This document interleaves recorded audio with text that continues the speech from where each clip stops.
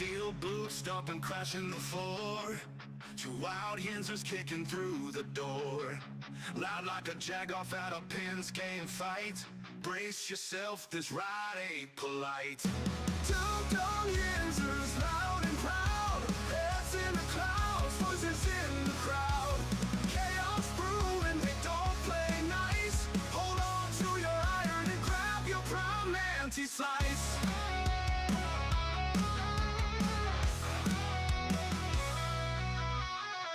Tales from the burg with a hint of mayhem. Pierogi powered, nothing can constrain them. Knocking back stories like an icy cold brew. You never know what these two might spew. Two Dum Yinzers, loud and proud. Heads in the clouds, voices in the crowd. Chaos brewing, they don't play nice. Hold on to your iron and grab your prime anti-slice.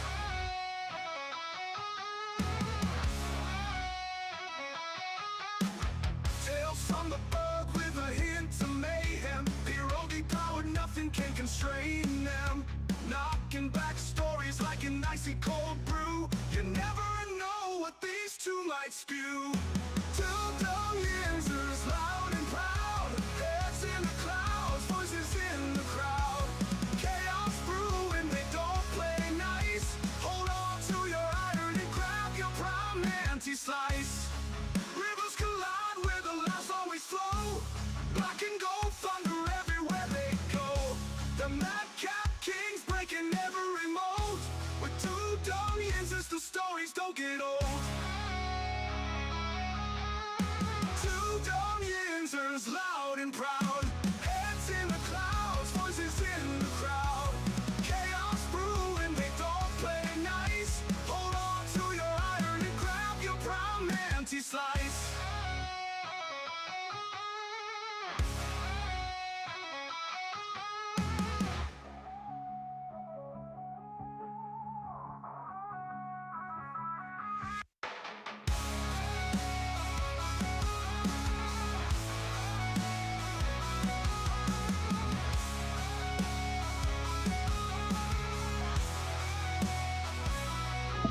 Hey everybody, welcome back to the show. This is episode 966 of the Two Dum Yinzers. I want to say to everybody today, welcome back to the show. Yeah, Michael, big weekend for you. You started your vacation from your job and you started it with a trip to Chuck E. Cheese. You and this Chuck E. Cheese all of a sudden. Chuck E. Cheese is where it's at, brother. Little man loves himself some Chuck E. Cheese. It was his birthday. You can't say no to a little kid wanting Chuck E. Cheese on your birthday. You have to go. You have to buy the biggest package they have there to make all the kids happy. And next thing you know, you're going to Chuck E. Cheese every other goddamn weekend. By God damn it, we do that here. Well, I mean, be it as it may, however, how does the child tell the dad that he can't go to Chuck E. Cheese anymore, I think is the question. Mike, I think that is where the problem lies. You seem like the kind of guy that would like to go to Chuck E. Cheese, and now dragging your child out there almost every weekend, it seems like. I think you're the big Chuck E. Cheese guy. Truth bomb exposed. I am a Chuck E. Cheese aficionado. I've been a gold member since 1988, and I have not stopped going ever since. No. Well, you know what? You picked a good week to do so, Mike. It's 90 degrees. It's going to be 90 degrees today in Pittsburgh. However, the rest of the week is going to gradually start to go down, and we'll be seeing some lows in the 40s here as the next few days happen. But it's 90. It's going to be 90 here in Western PA today, if you can believe it. What a good way, Mike. And this is the crazy part about everything. Today is the 18th of May. Once you get to the 20th of June, you hit the longest day of the year, and then the days all start getting shorter again after that. So we literally only have a little over a month and a few days till we get to that point, and then we're going to start going back down the mountain to head back to the winter time, winter fun. And we haven't even had real summer weather yet, with the exception of today. Yeah, it's going to be hot. It's going to be brutal. The skullet's going to be dripping in sweat here in about 45 minutes. I'm not looking forward to it, brother. Yeah. Welcome back, everybody. Yeah, I guess there ain't really anything to talk about. We can pull up the Pirates information today. They're just kidding, everybody. Welcome back to the show. Great to see you today. Great to see everybody. Welcome back, welcome back, welcome back. Of course, the big news over the weekend. I do want to say good morning, good afternoon, wherever you are coming from. Melanie on the board. Welcome, everybody. I'll get to the board in just one moment, as I do want to get started here, Mike. The wait is over, if you will. The Steelers are ready to get ready for their 2026 campaign as Aaron Rodgers makes the deal. He's in town this morning as of about 9 o'clock. He signed the deal, signed the contract, and also he's not expected to participate today. However, he is expected to participate in OTAs. Brother, I got video footage. He was out there participating today. Okay. Yeah. So, I saw. Are you going to show it, or are you just going to prove me wrong? I don't have the. I don't have the video. I was just. It's out there, brother, because I saw the same thing too, that he might not participate, but he was out there running drills and throwing passes. All right, there you go, everybody. Aaron Rodgers at OTAs as OTA starts today. The scoop on the OTAs looks a little bit like this, guys. It is today, tomorrow, and Wednesday. Then next week, they're going to do it all over again, Monday, Tuesday, Wednesday. Then the following week, Monday, Tuesday, Wednesday, Thursday. That'll take us to the 12th of June. Guys, also mandatory mini camp is also scheduled between the weeks from June 2nd to June 4th. So week one of OTAs, Mike, May 18th through the 21st. That's this week. Week two, May 26th to the 29th. That's next week. And then following week, June 8th, 9th, 11th, and 12th. And then again, mandatory mini camp is scheduled between the weeks from June 2nd to June 4th. So it's all underway. It's, Mike, again, everything that we anticipated, waited for, wanted to happen. Everything is finally in place. We have a new coaching staff. The draft in Pittsburgh came and went. So much, a lot happened in this offseason for the Pittsburgh Steelers. So it was almost like there's not an offseason at all, as they, again, Mike, they will be OTA and the whole way through June. Then you got to think after that last OTA on the 12th of June, you're looking a month and a little bit later until you hit the July official camp days. So you know what? It's through. We made it. We made it through offseason, basically. Right. Again, all the pieces are in place now. Now we can start putting them together and trying to figure out what it is that we have for this coming season. Yeah, it's my God. I thought it'd be a long, slow off season, but we kept hitting those milestones. You're like, oh my God, it was only so long ago we were talking about it. And then, like you said, man, once we get through these OTAs, camp is about a month away. That might be the little slow time. It's because there ain't much going on there, but I'm sure there's gonna be a jam-packed Steeler news going on that entire time. I can't wait, man. I saw some footage of the guys out there working. It's wetting my whistle. I'm ready for training camp, man. I'm ready to see these guys out there hitting for real. Yeah, baby, that's right. It's time. Here we are, May 18th. Aaron Rodgers is signed. He's in town. OTAs are starting.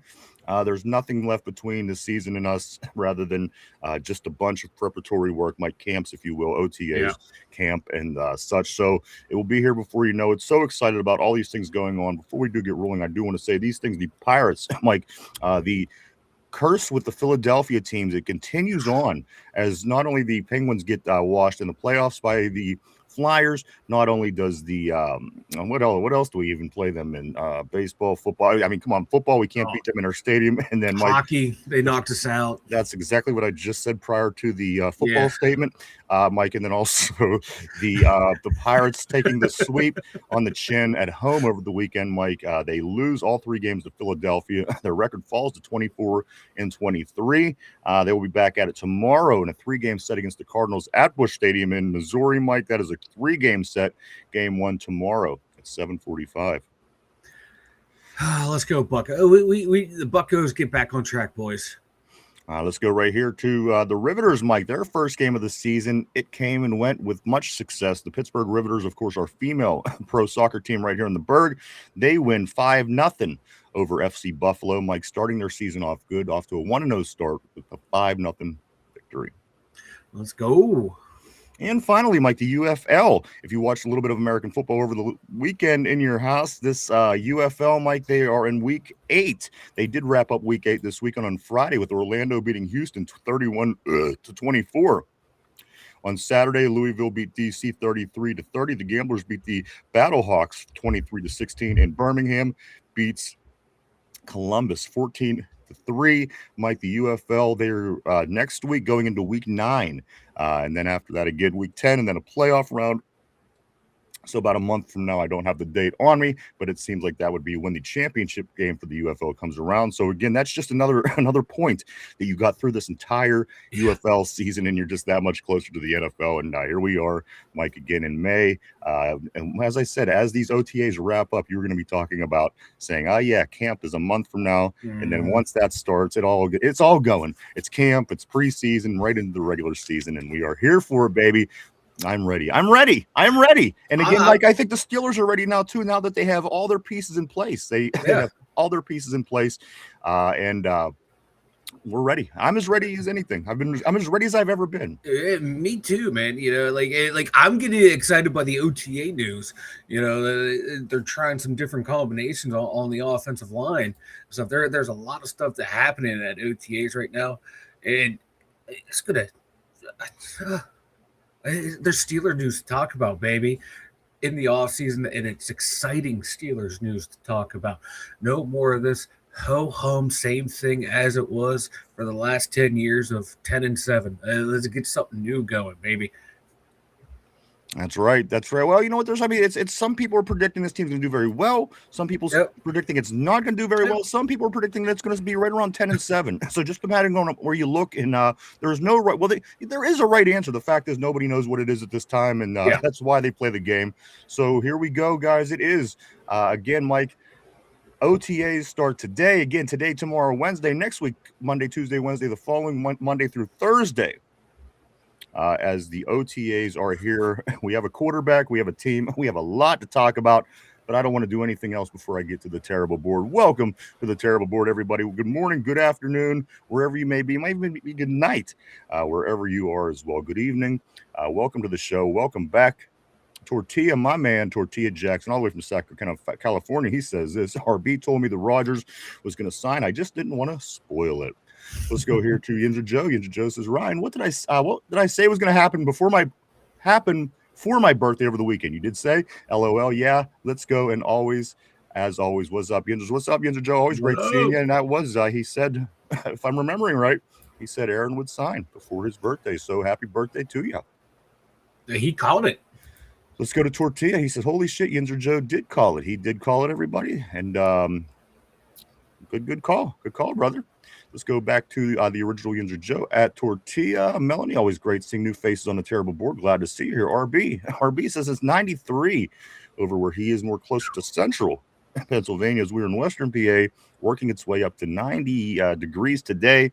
And again, it goes down the rest of the week. So I'm not too, again, my body's still getting used to this, Mike. It takes a few days of the heat before you actually get used to it and can enjoy it. I know that you don't like the heat generally, but for me personally, it takes a week or so before I'm into this hot weather. Yeah, it's brutal. It's disgusting. I hate it. I can't stand it. Let's go to RB. He says 93 here now. Tyrone, JPJ's the GOAT. The GOAT is in the house. What's up? I do have something for you, Tortilla. I'm sorry, Tyrone. This is the numbers last year. The 5 lowest passer ratings allowed. Just a reminder, because I know that Tyrone loves JPJ. Number one in the league last year, Mike. This is with a minimum of 140 snaps. Jamal Dean, 47.7 passer rating allowed last season. Quinion Mitchell with a 54.4. JPJ coming in real close with a 55.9 in third. Christian Gonzalez with a 55.7. I'm sorry, with the 57, my fault. And then finally, Pierre with the 5th best number in the category with the 57.2. So there you go, Ty. Getting ready for the season. And I just got to say, adding Jamel Dean to the other side with these particular numbers has got to make you excited. So again, is that going to be able to help stop the run where we had some of the problems last year? I don't know. More than likely not. But again, I hope the coach and company has something in play for that. But Ty, your GOAT, is on the top. He is the top three in the whole entire league, and his teammate is number one. So, hey, what are you going to do? Let's go on and say right here to Ty. He also says A-Rod's the GOAT. A lot to talk about A-Rod today. Melanie on the board, how are you doing? I'm doing good. I hope you're doing well, good as well, Melanie. Great to see you here. Great to have you on the terrible board. Welcome. RB says A-Rod was the first one there today. He was there bright and early. I mean, come on. He was only 6 months late, but he was the first one there. So we'll pat him on the back and always clap for him like seals. But whatever. Let's do Scoot Along. Go right here to Just Learning. He says Rodgers grows his hair. It's Con Air time. It's Con Air. Looking like Nick Cage out there. Great seeing Just Learning on the terrible board as always, my man. Hope things are going good for you. Everybody had a good weekend. Cody in the house. Cody says this Mike is Steve Buscemi from Con Air. I seen that movie probably 30 years ago, and I can't recall. Yeah. Steve Buscemi. Although Steve Buscemi's character from that movie probably did go to Penn State. I haven't seen that movie in 30 years, Mike, so I couldn't even tell you that Steve Buscemi was even in it. I do remember Nick Cage, but that is about it. It was good. It was a good movie. I do recall that, though. Let's scoot along on the board. Yinzer Joe says, doesn't a GOAT have to be at least the minimum been to a Super Bowl? I don't think. I mean, Dan Marino could have been considered the GOAT for many years with all the passing records. And he never won a Super Bowl. So, well, let me continue and see what he says. Maybe nominated to a Pro Bowl. Sorry, JPJ still has a lot to prove. But again, is it by any fault of his own, Yinzer Joe? His numbers say he's on the top. It's just a matter of time before the people vote him in, I think. The GOAT, of course. Tom Brady's the GOAT. You know what I mean? When you're talking the best of the best, the greatest of all time, of course, that is a whole nother category. But I think it's somewhere in the middle between where you and Ty are. JPJ is an oat. Cody says on the board. Let's go to Tortilla. JPJ was promised All-Pro 3,000 years ago. Let's go here to Tyrone. Tyrone says, glad A-Rod's there early this year to get a good connection with Pittman, Bernard, Muth, Roman, and with the new players. Interesting. We're going to talk about that a little bit later. How is this return of Aaron going to affect half of the receiving core, including tight ends, when it all comes down to it? Will that be changed this year? You would think. New coaching system? You'd think it would. We'll see. Just Learning says Art Rooney is Cyrus. He is Cyrus. Let's go to Yinzer Joe. He says JPJ's daddy promised him an All-Pro. Well, listen, if it was Shedeur Sanders who doesn't get the performance and he makes the All-Pro, that's what you're talking about. JPJ literally has the numbers for the first. He has a little touchdown. How could you? Come on. I think you're being a little rough. But again, to call him the GOAT, I agree. Maybe not just yet, but the guy has let up a touchdown in this league. I think you got to give him some slack. Find me anybody else that done that. Somber, what's up, dude? Always great seeing Somber. He said in the line clip, Roman was lined up in the slot with the ones. Mike, Roman with the ones? I saw that in one of the clips I saw. Aaron Rodgers actually threw Roman Wilson the football. I think Aaron Rodgers' head exploded after that, Mike. He saw number 14, thought it was Kenny G. I was like, fuck yeah, I'm checking it down, baby. Yeah. Yeah, his head exploded entirely in his helmet after he threw that ball. Let's go here to Ty. He says, oh, brother, we are effed. Tortilla says this. Yeah, Joey Porter was running around with the dinosaurs and said JPJ is going to be an All-Pro. True story. Also, Just Learning says Shedeur Sanders' daddy is promised a backup role. I think that's the case you're talking about. I mean, this cat really up here, he's been given everything. Let's go here to Mark Malone. There he is. Mark Malone in the house, the legend, the man, the myth. Mark Malone says, drink plenty of booze in this weather. Drink plenty of booze. Mike, you already got that. You already have that. There you go. I already got you covered. Hydration is key, brother. Safety tip 101 in the heat. Drink plenty of fluids. Let's go to right here where Mark Malone follows it up by saying A-Rod took JPJ's bag. Oh, they wanted to tie up again. Tortilla, JPJ's money wouldn't kick in this year. Let's go to Somber. What's up, dude? Always great seeing Somber all the way from Los Angeles, California, but not in Los Angeles. In the sticks near Los Angeles. What's up, bro? Always great seeing Somber. He says this. He's got the whole world in his hands. He's got the whole world in his hands. Creepy when they sang that song in that movie. Tyrone says you can't help yourself, Mark. Mark Malone says, oh, a large part of it would at Tortilla. Let me scoot up here. Somber, one girl. I drove through 3 states wearing her head as a hat. Let's go here to Tyrone. He says, pay 25. Lindsay, always great seeing Lindsay on the board. She says, hey, Lindsay, hope things are going good for you. Hope you had a nice weekend. Always great seeing Lindsay here. Tortilla says this. He says this. Paying JPJ would literally open up more cap space. That's what we got time. I wouldn't be surprised if something gets worked out here any day.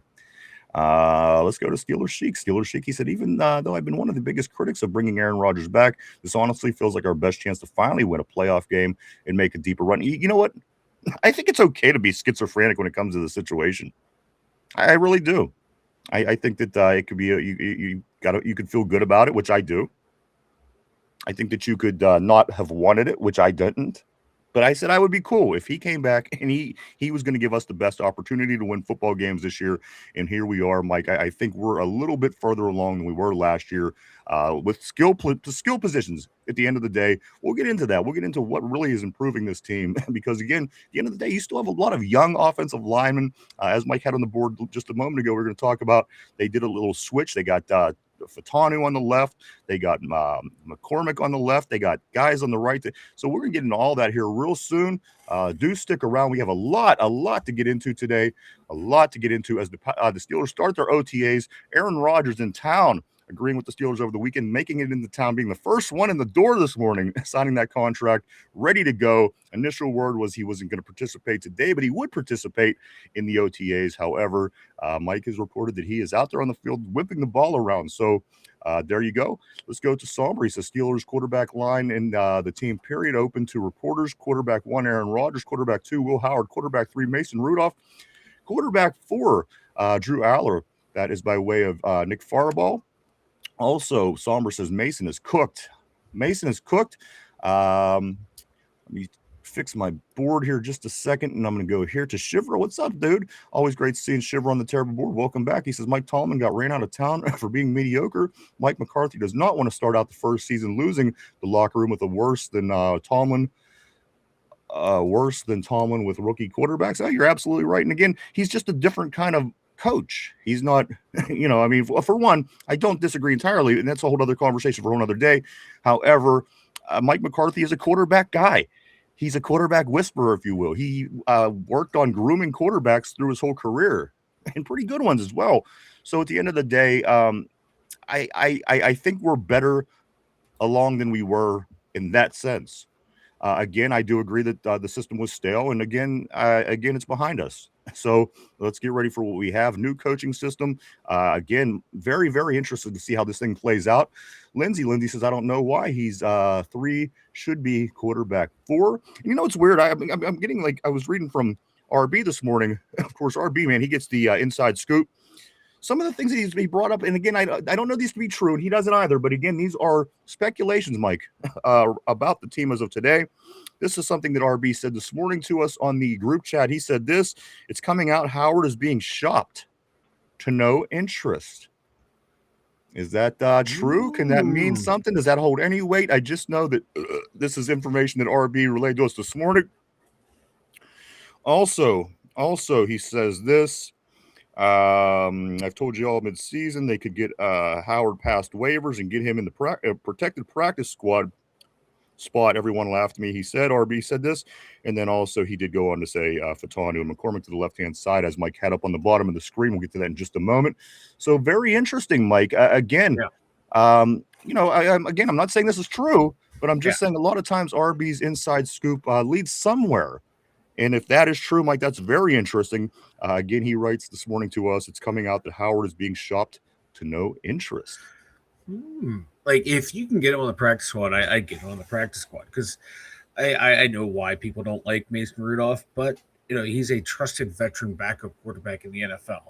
And yeah, McCarthy likes to groom young quarterbacks, but he also likes to sit young quarterbacks for, a year or two. And is he going to want, if something happens to Rodgers, is he going to want to run out there with a Will Howard, with a Drew Aller, or is he going to want to have someone like Mason Rudolph, who's had, up and down success in the NFL, but, can guide you through 3 or 4 games? It's going to be a numbers game back there. And right now I'm leaning toward the veteran making it, and Will Howard maybe have to get snuck onto the practice squad. Sounds like right now that sounds like the most logical outcome, but we still have all a training camp to go. A lot to go. I mean, we could come out and can get hurt, or Drew Aller can shit the bed, and they could be like, "Oh my God, this isn't even what we were looking for." So I mean, so much again, guys. OTAs just starting today. We have 3 sets of OTAs through May. We have mini through June. We have camp in July. So a lot of things could happen between now and then. I don't doubt that maybe we might see some strange stuff again. Like, this is a new coaching staff, something that we haven't had in 20 years. So the things that we were used to, the things that we go, oh, okay, well, this is when the Steelers will do this. Oh, this is how the Steelers will operate that. This is how the Steelers will play their preseason with personnel. We don't know the answer to any of that, Mike. We really do not know the answer to it. It's going to be the way Coach Big Mac wants it at the end of the day. And for reasons, I think that's cool because, again, only 3 times in my life that I get to see a new coach take over for the Steelers. And there is an energy. With the new coaching staff. And Mike, you see it in sports all the time. Some teams don't, but at the end of the day, the Steelers are a good enough organization where I think they can make some light of this whole season. I truly do. And again, Mike, as much as I hated the idea, I'm okay with Aaron being my quarterback for 1 more year. I mean, this is pretty much it. Let's try to do better than we did last year and go from there. So that's where I'm at right now. Let's continue on the board. Let's go right here. Sheik says this: the roster is much better than last year. The team is getting older fast, and the next few years could be very difficult. This really feels like a now or never season for the Steelers. It does feel like a now or never season for the Steelers for sure, and especially we don't have. At least last year we could have said, well, maybe Aaron will come back with his wisdom and his experience and his guidance and do it again this year. But again, if we say that again this year, Mike, we're pushing 44 next season. I don't know how much longer we want to play this Aaron Rodgers game. Let's get some of these young quarterbacks going and get this team on a path that is some kind of path, because it really does feel like let's try to win it right now with Aaron. And if it's all in. And if it's not, then again, like the future still happens. There's still going to be next year, the year after, the year after, the year after, the year after. So it's going to be time eventually to stand on our own 2 feet, take the training wheels off, and get one of these quarterbacks in here and play football. And it sounds like right now, early on, it looks like the plan is, like you said, one last ride with Aaron Rodgers on the Ayahuasca Express, and then next year it's going to be probably right now, just based on roster construction, Aller, Howard battling it out for QB1 and next year. And there's still a lot of young talent left on this team. There's some older guys on here, but there's young guys that are starting to be drafted and developed that are going to be, taking their places pretty soon. And we still have a decent amount of draft picks next year too. So the teams, I think the age is kind of elevated by a handful of guys. You're looking at your TJ Watts, your Cam Haywards, pushing that average age up. We still have a lot of young talent in key spots. So they're a win now team, but they're also a team. Once those old guys are gone next year and the year after, there's going to be a lot of guys entering their prime or very close to their prime to take their spots. And hopefully you're going to have one of these 2 young quarterbacks running that offense, and you're going to be up in a really good situation. It's taken a long time to get there, but that's kind of has been the plan since Weedle and Colin took over at the front office, and it's really fucking close to happening. Personally, I'm not really sold on either one of these quarterbacks. However, I've never seen either one of them play a snap in the league. So again, any argument at this point is invalid until we see the guys play, for crying out loud. Again, these weren't highly touted after quarterbacks. They just weren't. Again, people will say, well, who are the highly touted quarterbacks that actually win? At the end of the day, I mean, come on, we can sit down and figure out all the whys and whys nots. And this at the end of the day, again, it might not even be either one of these two guys who are the next quarterback of the future. We don't know. We just don't know. We don't know. Mike, we thought that Will Howard was going to get reps last year, breaks his hand early in camp and doesn't get an opportunity. So you just never know what is going to happen. Let's get back on the board. Tyrone is saying this. They just keep letting the Make-A-Wish kid feel better. Don't trip, Bernard. You will start. Let's go to Tortilla. Tortilla says this. Yeah, I know McCarthy said he wouldn't mind bringing back 4 quarterbacks. But Mason got to either got to be on the practice squad or be cut by the Steelers by the end of preseason. Let's go here. Somber says this. The Pittsburgh Steelers have signed undrafted free agent cornerback Tatum in line. Yes, they did, from Pitt, who was brought in for a rookie tryout, minicamp for a tryout. He's wearing number 42. I also do want to say it has popped up on the board, and I don't know if it's still coming up, Mike, as Weegan is now going to be wearing number 10. Yeah, I saw it. I like it. It looks so much better right now. Him being a returner, wearing number 10. Yeah. You just look faster when you're wearing a lower number. If you're you wearing do 42 or whatever the hell he was wearing, you don't look 42 as fast. Don't look fast. Like for a returner, 1081 is another good number for a returner. Those ones they're very aerodynamic. 42, a lot of wind resistance. It's like, driving one of those little box trucks out there. It's just hitting you on. There's no aerodynamics. 10 is a nice, sleek number for a little dude. Maybe like on Pineapple Express, Mike, he could shave his armpits and be more aerodynamic when he fights, right? That's just smart. I want my white returner to be hairless. I want him looking like Casper the fucking Friendly Ghost out there. I know. I want a. We got to get him a lot of sunblock, man. What are those things called? Those things that are all white. What are they? Translucent, albino. Albino. Yes. We'll get him red contact lenses too. He'll be freaking people like out. An albino mouse. Let's get on the board though. Let's scoot along a little bit. Ty says, what number is Weegan wearing? Then he is wearing number 10. Number 10. Let's go to Mark Malone. He says, laugh my ass off. Tortilla. He's on the second round rookie contract right now. Mark Malone says that. Also, Tortilla, I do want to say what's up to Mark. Tortilla says they do that on defense. One on offense wear the same number. Steeler Sheik says this. I'm from Saudi Arabia, and I love watching this podcast very much. Keep up all my support. We thank you so much. Thank you, sir. Thank you so much. Great to hear that. And we love having you, Sheik. Welcome to the show. Welcome to the Terrible Board. And get ready for a Steeler season that I think that we're going to surpass last year, Mike. I truly do think that. I think for multiple reasons. The fact that we were 10-7 last year with some of the issues that we had, I think that we addressed some of those issues. The offense is obviously going to be better this year with adding a couple more weapons. The defense, in theory, should be better with adding a few more weapons in free agency and then also in the draft as well. And Mike, also that energy of a new coach that I talk about. There is an energy. So all those things, Mike, all those things, they tell me that this team is probably going to be better off than they were last year. And I noticed that once that little tater tart, he started noticing that. He started falling back a little bit on the board, Mike. He used to be here telling us every day, messing about Unc and Grandpa behind the center, how this team isn't going to do anything. But as they always do for the Steelers, because, again, it's a great organization, continues to keep plugging along. I noticed tater tart disappeared in the night. Never to be seen. Never to be seen while he's watching Taylor Green attempt to throw a football. Shador Sanders try to, attempt to read a defensive coverage. Dylan Gabriel attempting to look taller than Pavia down in Baltimore. He's kind of ran away.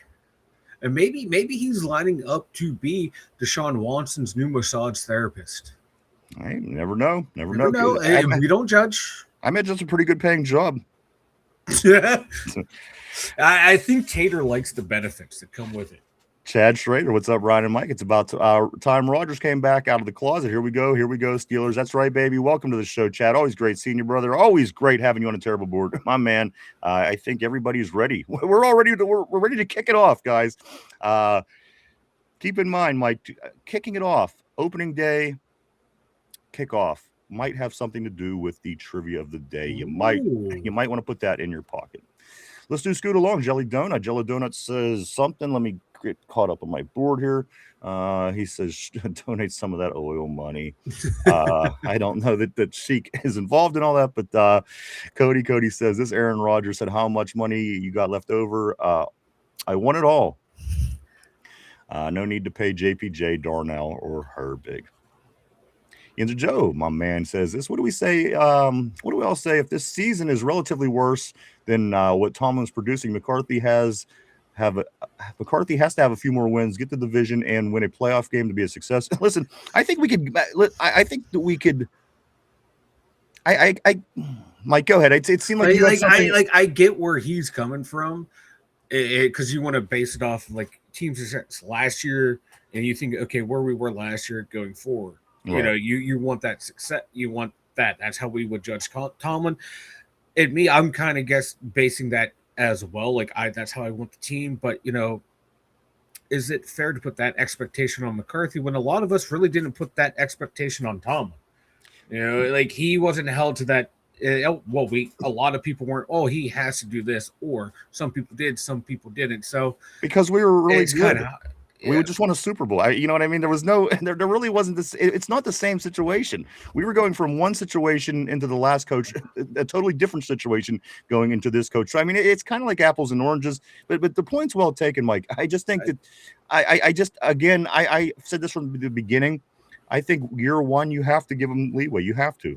I just think that's fair. For no matter how like that last season went, that previous coach, that's a whole new coach. Or a different coach, different coaching staff, different philosophy. You're now instilling your own thing. There might be a little stumbling block that comes with that. You know, it's the slate has to be wiped clean almost based on for like reasonable expectations. Yes, you would think like teams better now, coaching staff's better now. We should have a better record. But sometimes that doesn't happen when a new coach comes in. There might be a little stumble, and the team might not pick it up till late into the season, and you're kind of disappointed with it. But the expectations that following year, in year two, might be the high expectations because we saw what they can do once everything settled down into the new situation. This guy's trying to fix a team. Where the other guy basically was inherited a team that just won a championship. So at the end of the day, I expect I'm okay with a little bit of a fallback. Personally, if we get to the playoffs with let's just say a 10-7, 11-6 record, and we don't win the division, I'm okay with that for season one. Because again, that's still not bad. At the end of the day, you're still getting to the playoffs, even if you don't win the division, even if all those things. But I see what you're saying. You certainly want to see the improvement for sure. Because again, you one guy leaves and because there was problems, of course, people believed, and then another guy comes in. So you want to immediately see, especially the people that are going to say, "See, I told you. See, it wasn't him." So I mean, you're going to have those people coming out no matter what. Believe me, they're hiding and they're just waiting. They're looking through the wood pile, waiting to come out and be like, "See, I told you."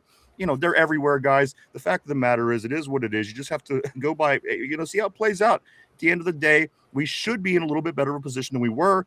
That's why they play the game. That's why they play the game. So we will see.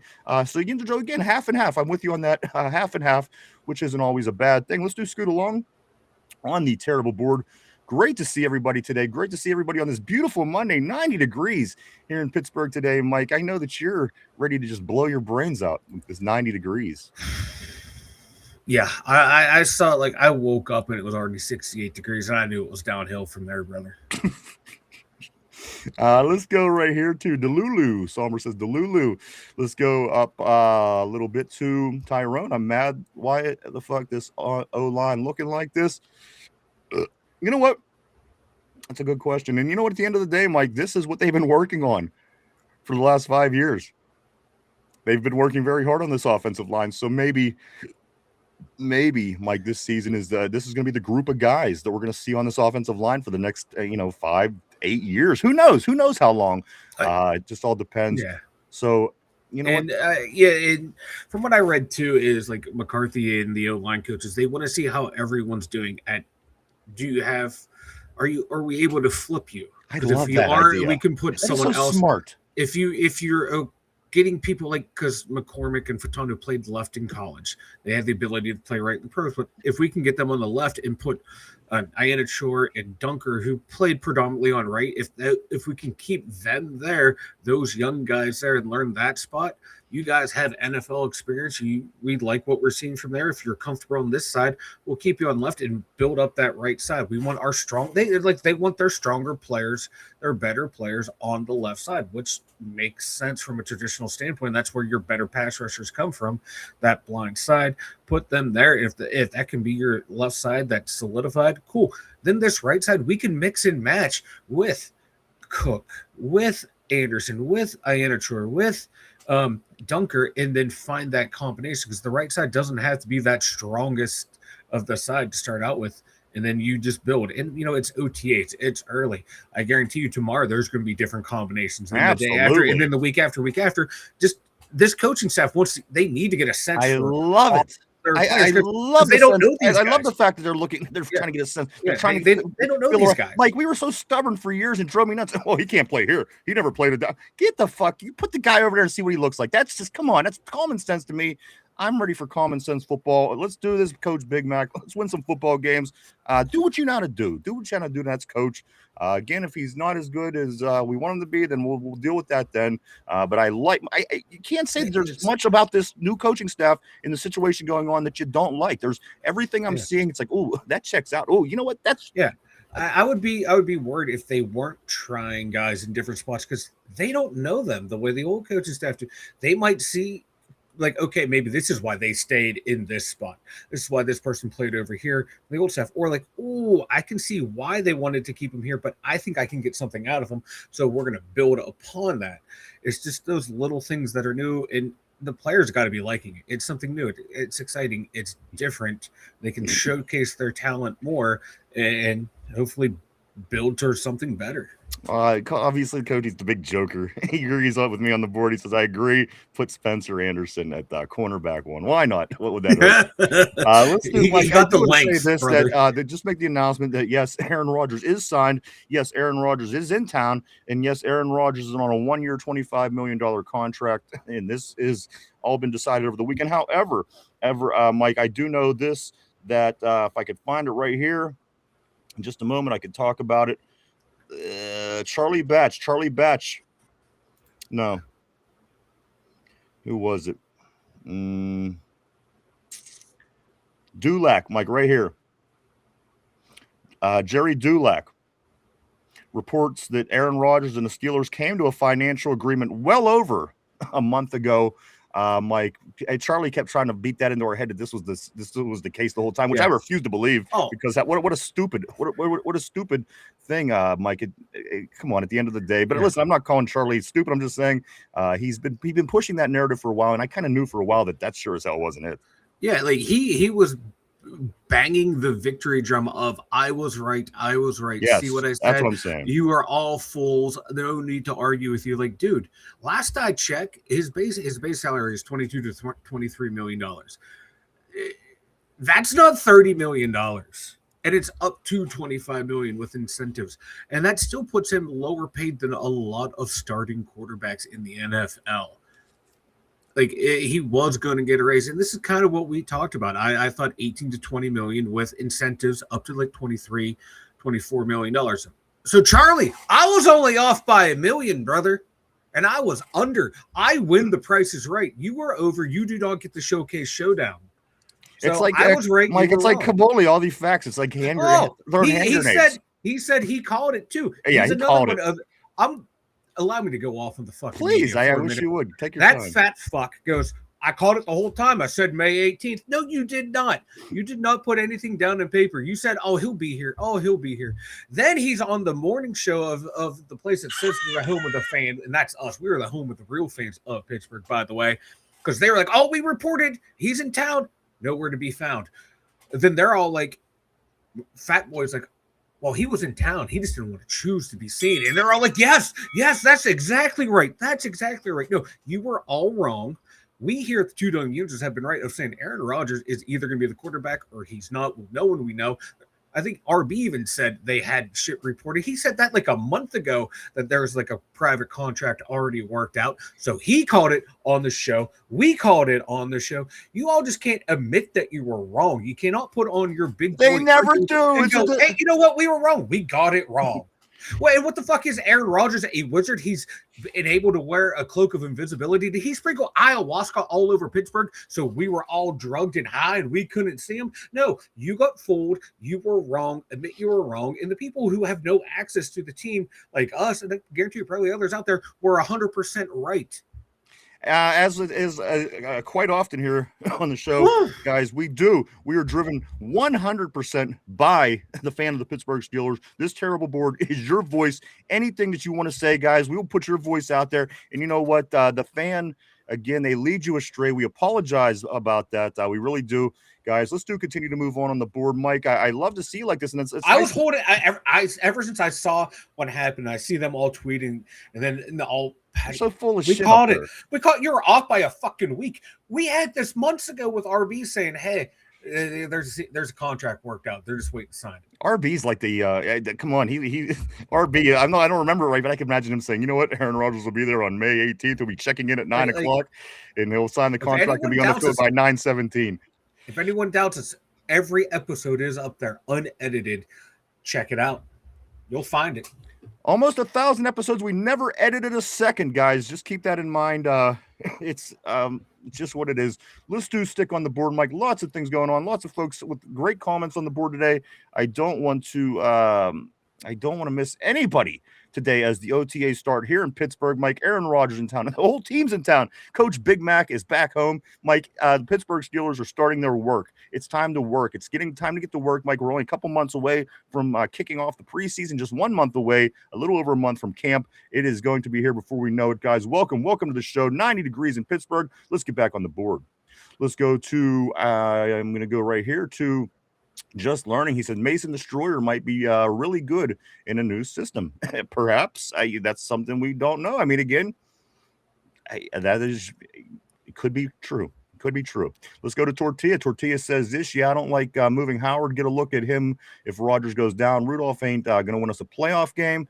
Yeah, I mean, that's a little premature. Again, I don't know. I'm not sure where that RB did get that. However, we will keep an eye on it as we do scoot along. Let me just jump right down here and go to Tortilla. I do want to jump up ahead and say thank you. Thank you so much for the super chat. Tortilla Jack said, as far as I know, Yinzer Joe called it. You know what? I'm cool with that. I'm going to come right here right now, and I'm going to hit the like on that super chat because you know what? Yinzer Joe is an OG, baby, and I'm all good with that. Let's do this. I hate everything. There you go. Let's get back on the terrible board right here. Tortilla, we did get that. Sosh, what's up? All the way from Switzerland. Always great to see Sosh on the terrible board. Sosh says this. He says, good day, y'all. I'm late as per usual. Please don't yell at me, Mike. Mike, come on. He's on a roll today too, Sosh. Watch out. Sosh, for the 80th time.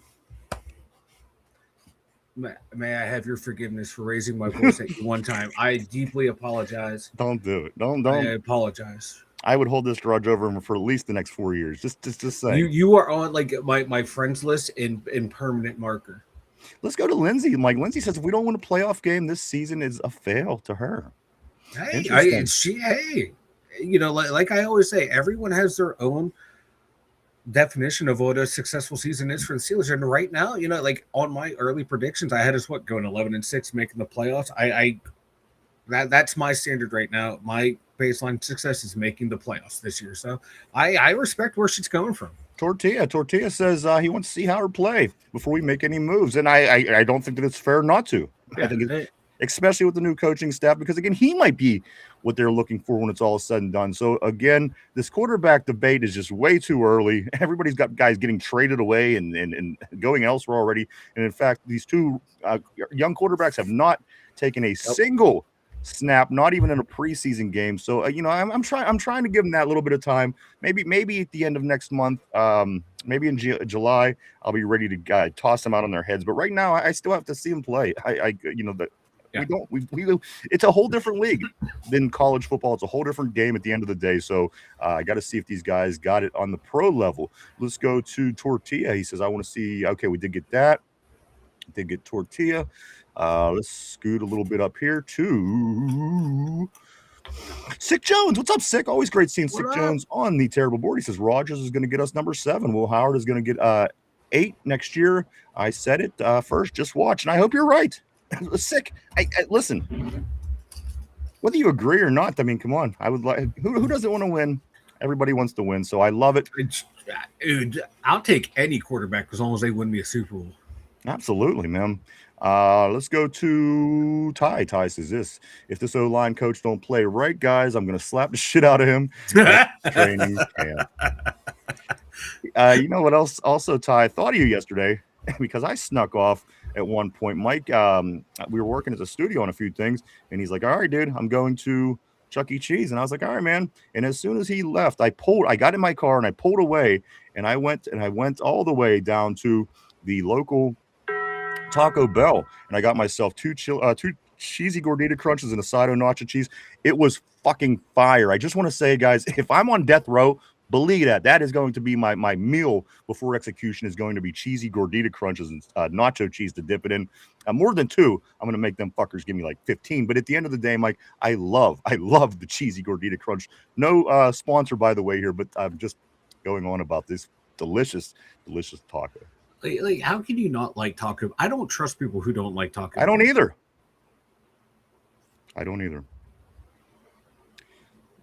Let's go right. Let's go right here. Let's go to somewhere.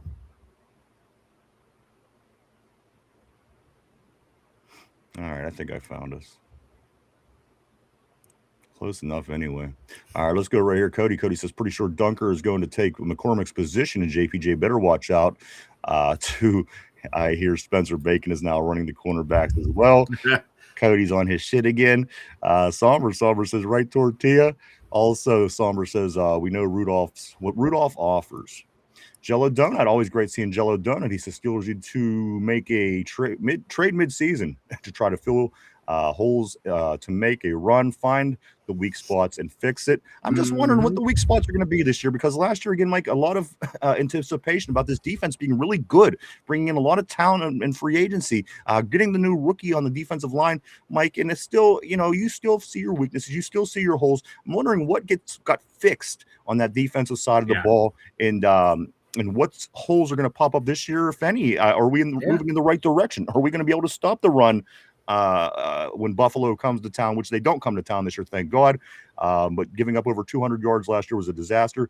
These are the things what got fixed, what didn't get fixed, what's the holes, where are we going to be mid-season, and what are we going to be saying next year as the season ends? Let's say we lose in the playoffs. Let's say we win the Super Bowl, whatever the case may be, and we're talking about the draft of next year. Are we going to still be yelling, hey, we got to go out and get that high talented quarterback? Or, hey, you might be talking about a guard at this time. At that time next year, we might be in such a bad spot where we have to get a guard first round. It doesn't matter. So the season gives you those answers. We don't quite know yet. We don't quite know where those positions are going to be, Mike. Yeah. And you'd like to see those holes get smaller as the years go on. And I think they're starting to, again, attacking those interior lines the way that they do in the draft. You're starting to see that. Hopefully, if these guys could hold their own. Yeah, if they can develop, like if Y.A. Black can take a big step this year, I think that's going to be huge on that D line. And we're going to find out, the issues in the run game. Was it personnel? Was it scheme? Was it a combination of both? The little tweaks we did by bringing in just a handful of guys on defense, is that going to help the run defense in with a whole new defensive philosophy? We're going to find out. I have a feeling, though, that middle of the defense might be one of those spots we might have to address at the trade deadline if we're in contention. We're going to have to do something, Mike. Like I said, they did not touch that middle of the defense, the middle 5 positions. The three on the line and 2 middle linebackers, they did not touch. We're still rocking Patrick Queen. We're still rocking Peyton Wilson. We're still rocking Cam Harmon, which, again, don't get me wrong, I love Derek Harmon.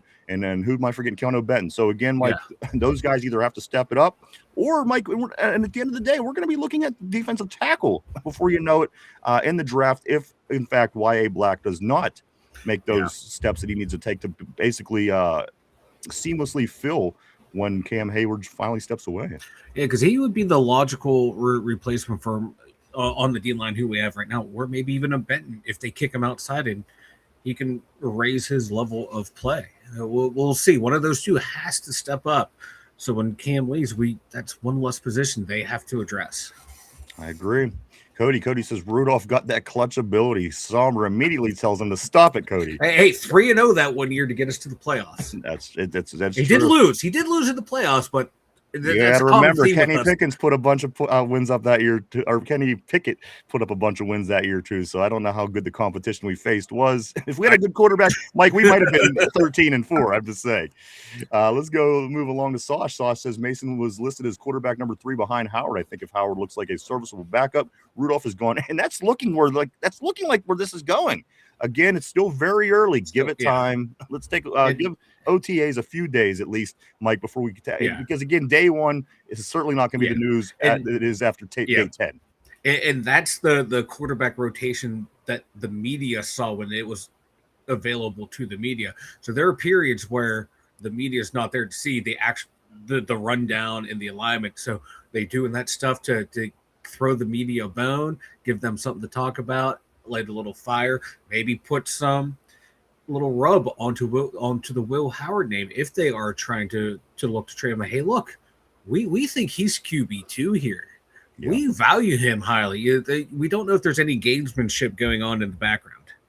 Absolutely. Let me finish out Sasha's comment. Rudolph is gone. We need help to free up some money for A-Rod still. LOL. As Mike's fumbling around. I'm fixing my camera. I got a little laggy. Oh, you're gonna pull out my head? Well, I have to because it's the 2 Dum Yinzers show, and when you're not on the screen, then it's only 1 Dum Yinzer, so I have to bring out the second one. Mike, you want to get in this with me? This is the Mike Dummy, everybody. We have the whole body, believe it or not. Just a lot easier to do right now on the show with the head. Mike, are you ready? All right, Mike is ready. Let's move on. Tyrone says, bet I like 10. Let's go to Tortilla. Last year, Rodgers went down. Rudolph came in and threw a pick immediately. I get keeping him when Rodgers wasn't signed, but not now that the writing is on the wall. Gotcha. Okay, Tortilla. And you know what? Even in that one start that he got against Chicago, I mean, he kind of blew it. He blew it at the end of the game. I mean, Mason's Mason at this point. I'm like, do you think Mason is on the chopping block?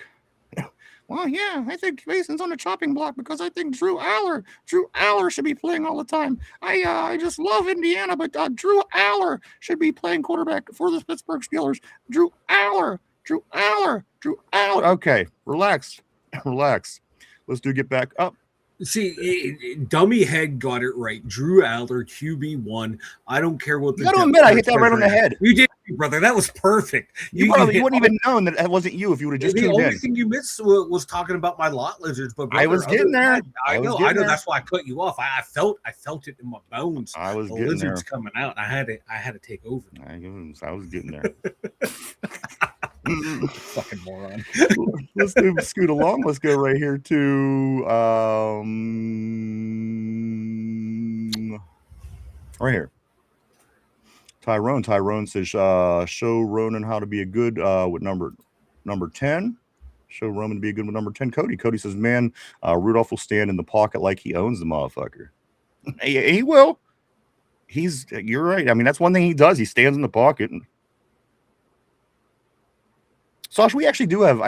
Mike, do we have a second headband? I thought there was a couple headbands that came with that, but there was like 3 different. I got a second headband. Okay, all right. I just wanted to make sure. I knew there was different hair that came with it. I wasn't sure if it was just one headband or not. Let's scoot along. Let's go right here to Somber. Somber says this. Somber says Sash Mason is QB3 today at OTAs. He is. Will Howard is number 2, guys. As we speak. Aaron Rodgers just signing with the team this morning is number 1. Will Howard number 2. I'm sorry, Will Howard, number 2. Mason Rudolph number 3, and Drew Aller number 4 on the depth chart today. Let's go to Cody. He says he's so good he doesn't have to practice. Let's scoot along right here. Go to Somber. Somber says, oops, no, right here. Lindsay says this. Roman is wide receiver 1. So. Somber says, we'll see how this pans out.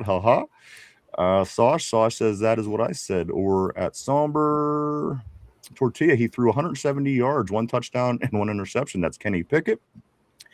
The thing was, Kenny, he only played in the fourth quarter.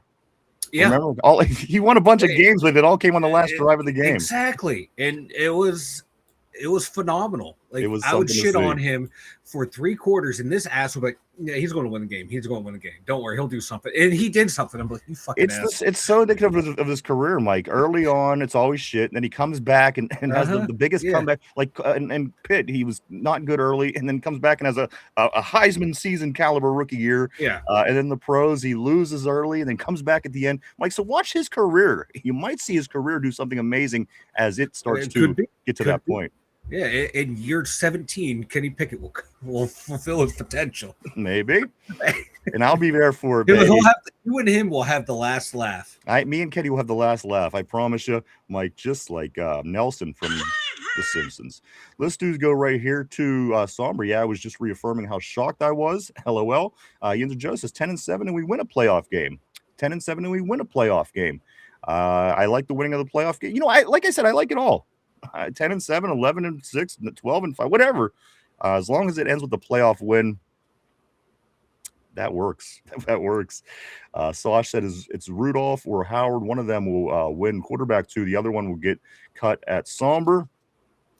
And it just might be time again with like it was with Coach Tomlin. You listen. Mason may be a serviceable backup. Mason knows the locker room. Mason has plenty of experience on this team. But at the end of the day, it might just be time. And sometimes when it's time, it's time. And if you change the coaching staff, you might say, okay, well, let's change this too. Let's, maybe it's time we've been wanting to do this. So, again, a lot of questions will be answered, Mike, when we kick the ball off on September 14th or whatever it is. Will there be 4 guys on this? Will there be 4? Will all 4 of these quarterbacks still be associated with the Pittsburgh Steelers, Mike?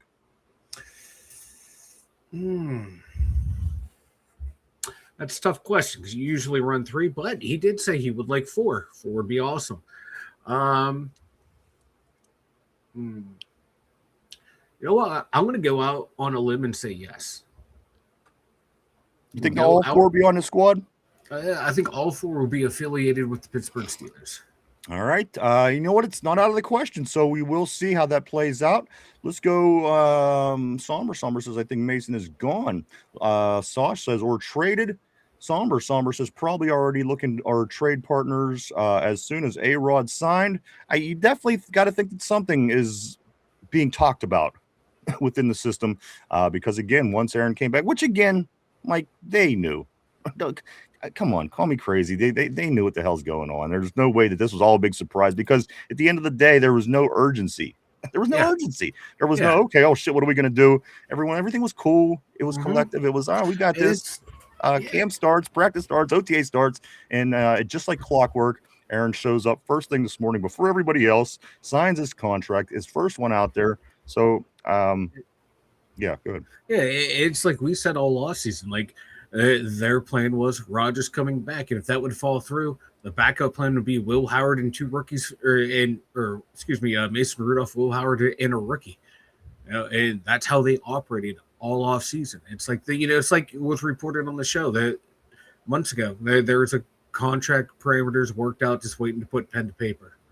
I got to be honest with you. If you didn't think that Aaron Rodgers was going to be back this year, I there's something in the back of your mind that just knew it.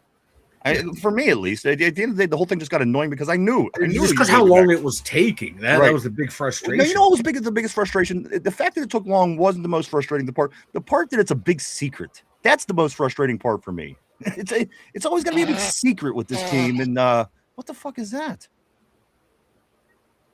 What was that sound?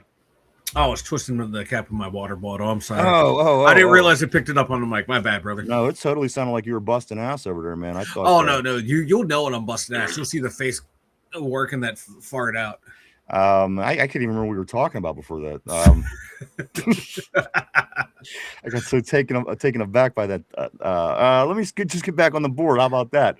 Let's go to Lindsay right here. Lindsay says this: we haven't seen Will yet. I would like to see what. Absolutely, it's crazy not to say I want to trade this guy away to never even see him take a snap. I think is insane. You just wasted a whole draft pick last year. Again, our quarterback's still sketchy at best, guys. We'll continue to work through it. Let's go to Ty, Roman Wilson, wide receiver number 4. Also, Vegas. Vegas says this. Always great seeing Vegas all the way from Las Vegas. He says this. Maybe Mason could go back to selling insurance. Him and Tommy Gun could share an office, Mike. Lindsay says practicing with the ones. So, and also Tyrone says so was Bernard. Somber, he says A-Rod is back. LOL. Uncle Alert. He is back, baby. Uncle Alert in the house. Always. Again, can you just say you were surprised just by the way the Steelers were showing no urgency or concern whatsoever? Oh, he'll let us know when it happens. Oh, he'll be back. Oh, he'll, when he comes, he comes. He's doing Aaron things. So, I mean, the writing was on the wall the whole time. To me, it's all the secrets all of a sudden with the Steelers. It never used to be this way. They used to be really transparent. I don't know what happened, but now everything's a big secret. Everybody at 31 other teams know who their quarterback is going to be, but God forbid the Steelers know who their quarterback is going to be. That I wasn't a big fan of. Let's continue, though. Let's continue on. So right here where Sauce is at Lindsay, the reality is he's a 6th-round pick. You don't draft a guy in the 6th round to be your future guy. He has to earn it in practice to be on the 53-man roster, which is true, of course. Let's go to Mark Malone. Rodgers is going to jizz on the Browns 2 times. I hope you're right. Lindsay says, we'll see. I want to see him. So until I do, I'm not making – that's where I'm at. It's way too early, Lindsay, right? Way too early to even have this debate between Drew Aller and Howard. In my opinion, I mean, you can do it for fun. But at the end of the day, Mike, we have nothing to go on besides their college tape, which again is a total different set of skill level when you're facing DBs in the NFL compared to DBs in college. Yeah, and you right now for both of them, you just have limited like what you saw in all these practices, and that's it. So there's not a whole lot to go, and you can base it on like, okay, I like their mechanics and stuff. I kind of like the decisions they're making in practice. I kind of don't, but you don't know how someone's going to react until they're out there in the live thing. Some players, like you look at them in practice, players or coaches talk like, in practice they look terrible, but you get them out of the game, they look fucking phenomenal out there. And other guys have great practices, but the minute it's showtime, they shit the bed. So you don't know 100% until you get someone out there in the shit to know how they're actually going to react to it. So I think it's very important for both those young quarterbacks to make it through all these camps and training camp healthy so they can get in and have real reps in these preseason games. Because there's only going to be so much that work that you can get done in practice with 4 quarterbacks, and there's only going to be so much game time out there depending on how they're going to play Mason, how they're going to play Aaron and shit like that for these young guys. So when they're out there, they better capitalize 100% if they want to, stick around or move up the depth chart. Sosh says they sure as hell won't cut Aller. So it's Rudolph or Howard. I'm leaning Howard. Or I'm sorry, he says I'm leaning Rudolph, but depends if they feel comfortable with Howard. If Rodgers goes down, veteranship matters to teams. Tortilla says this. McCarthy's first year is usually a bit rough, but after that is consistent. I think his coming into a good position. And let me take a look. See here. I had something. Couple comments here. Let me see where I found it. Here's one. An analyst, Mike. I don't get the name. I haven't got the name. Let's talk about some of the things some people were saying. Of course, right. I'm seeing Tater Tart is in the house. I do want to say, much to my dismay, good day to you, Tater Tart, all the way from across the pond in Ireland. I thought it was starting to smell in here. I did too. It smelled like a fart. I knew you did too. Mike, this is something that was said. Where'd it go? Analysts predict Tua to put up 42 points on Pittsburgh in week 1. Mike, why do these insane morons do this every year? Why? The Pittsburgh Steelers, listen, yes, this is the worst period of time in their team history in the Super Bowl era.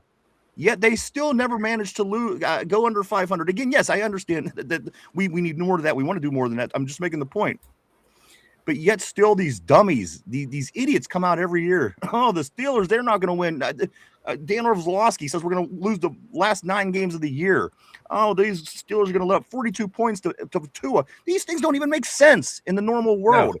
But yet they pop up every year, their ugly faces, and they say the stupid shit, and they prove themselves wrong year after year after year. As again, Mike, the Steelers in their worst period of time in the Super Bowl era still managed to not have a losing season in that period of time. Try again, please. By all means, everybody. Mike, none of this ever adds up. It never does. I was just like looking on Twitter for some, if any news and shit like that. And then I see that someone had the Steelers going 5-12. Yeah. Okay. Like that never happens. Like Tua played on the Dolphins last year. They played us. Did Tua put 42 points up on us with Waddle and Devontae Smith down there, or whoever the others, or Waddle and the other guys down there? No. When's the last time someone put 42 on us? I'm talking like elite teams. Seattle didn't put 42 on us. I don't see Tua down there in that shit Atlanta team putting 42 on us. And they got Kraskansky or whatever the frick his name is from Cleveland. Kevin Stefanski, yeah. Talking about putting a bunch of losers on one team and saying that they're going to be good and beat a team that's consistently good. Kraskansky, like this idiot from Cleveland, he stinks. Look what he did with the Browns. He drove them into the ground for years. And then you're going to bring Tua, who's way overrated. You put him on an offense that has all these weapons, and he's still, come on. The only way I can see. The dude's a mess. And again, they still come out every preseason, every offseason and say, "Oh, they're going to beat this team that again consistently has solid seasons." Mike, it's just again, it's hilarious. It's hilarious the not knowing, or at least Mike, maybe they're just trying to troll, to kick up some dirt, to create a name, to get some attention at the end of the day, because that has to be it. Everything else doesn't make any sense. Yeah, and they probably know. Talk shit on the Steelers, the fans are come and be like, and rightly tell you what a moron you are, and then they get that engagement, and they get that serotonin high for the attention, because there's no way in your right mind that you can say that Tua's going to put 42 up on this. The only way that can happen is if because he did so great last year against us. Yeah, and the only way I can see Atlanta putting 42 on us is if we cannot stop the run and all, and Bijan Robinson has like 7 touchdowns. It's the only way I can see that happening, and then it would be Bijan Robinson puts up 49 on the Steelers. There's no way Tua was putting 42 up on the Steelers. And like I said, he did so great against us last year. They came to town with the best running game at the time, and if I'm remembering right, we whooped their asses. But and 2 years ago, we held Atlanta to just nothing but field goals. So also, Mike, I think they scored a touchdown in that game. We were all field goals, but whatever. Beside the point, Mike. This also being said, Aaron Rodgers and Coach Big Mac, Mike, they're going to struggle because pairing these two guys back up is going to bring struggle to the team. Mike, people thinking that they can't get back together and get eye to eye. In my opinion, it's the last last season. I think they could do just fine. Because listen, say you don't get along with guys at work, but it's your last day. You go in and you do your thing. Because why? Because you're done. Who cares about the history? Who cares about the past? Yeah. Who cares about an issue you might have had 20 years ago, 10 years ago? Mike, at the end of the day, I think that Aaron Rodgers and company looks at this like, all right, let's just try to make a shot. We have something going here. We got pieces. Let's see what we can do. I don't know if this is going to be a struggle, Mike, but again, this is something that is being said. Coach Big Mac and Aaron Rodgers can struggle because the relationship. And anytime they have an argument on the sideline, the narrative's going to be, there it is. They're blowing up. They're yelling at each other. The team's going to implode. Like you see coaches and players get into arguments all the time on the sideline. That's what happens when you're highly competitive and you all want to win and you all think you're right. You tend to yell at each other, cool off, and come back and go, all right, let's fix this and get it going. The narratives this year are going to be running wild for Big Mac and Rodgers. When you talk, listen, just like anybody else, when you got a big dog, all you got's a bunch of yappers down here trying to make a name for themselves. Because at the end of the day, It's just a bunch of folks yapping. Yep. And again, Mike, nothing has been done in the past 60 years to prove that any of this stuff is even, again, could it happen? Absolutely. Anything could happen. But at the end of the day, if you're looking at things, Mike, as they are, also, one other thing I do want to say here, Mike, on GMFB yesterday or today, this morning, they said this, Mike, Steelers offense has no weaknesses now with Aaron Rodgers back. I don't know this to be true. Again, I would assume that things are going to be better this year because of what we did in the offseason. Mm-hmm. But, Mike, to say that this offense has no weaknesses now that Aaron Rodgers is back, I think that might be a little premature. I think so, too. There's still a little uncertainty about the offensive line, just like due to Broderick Jones' failure to develop in that injury right there.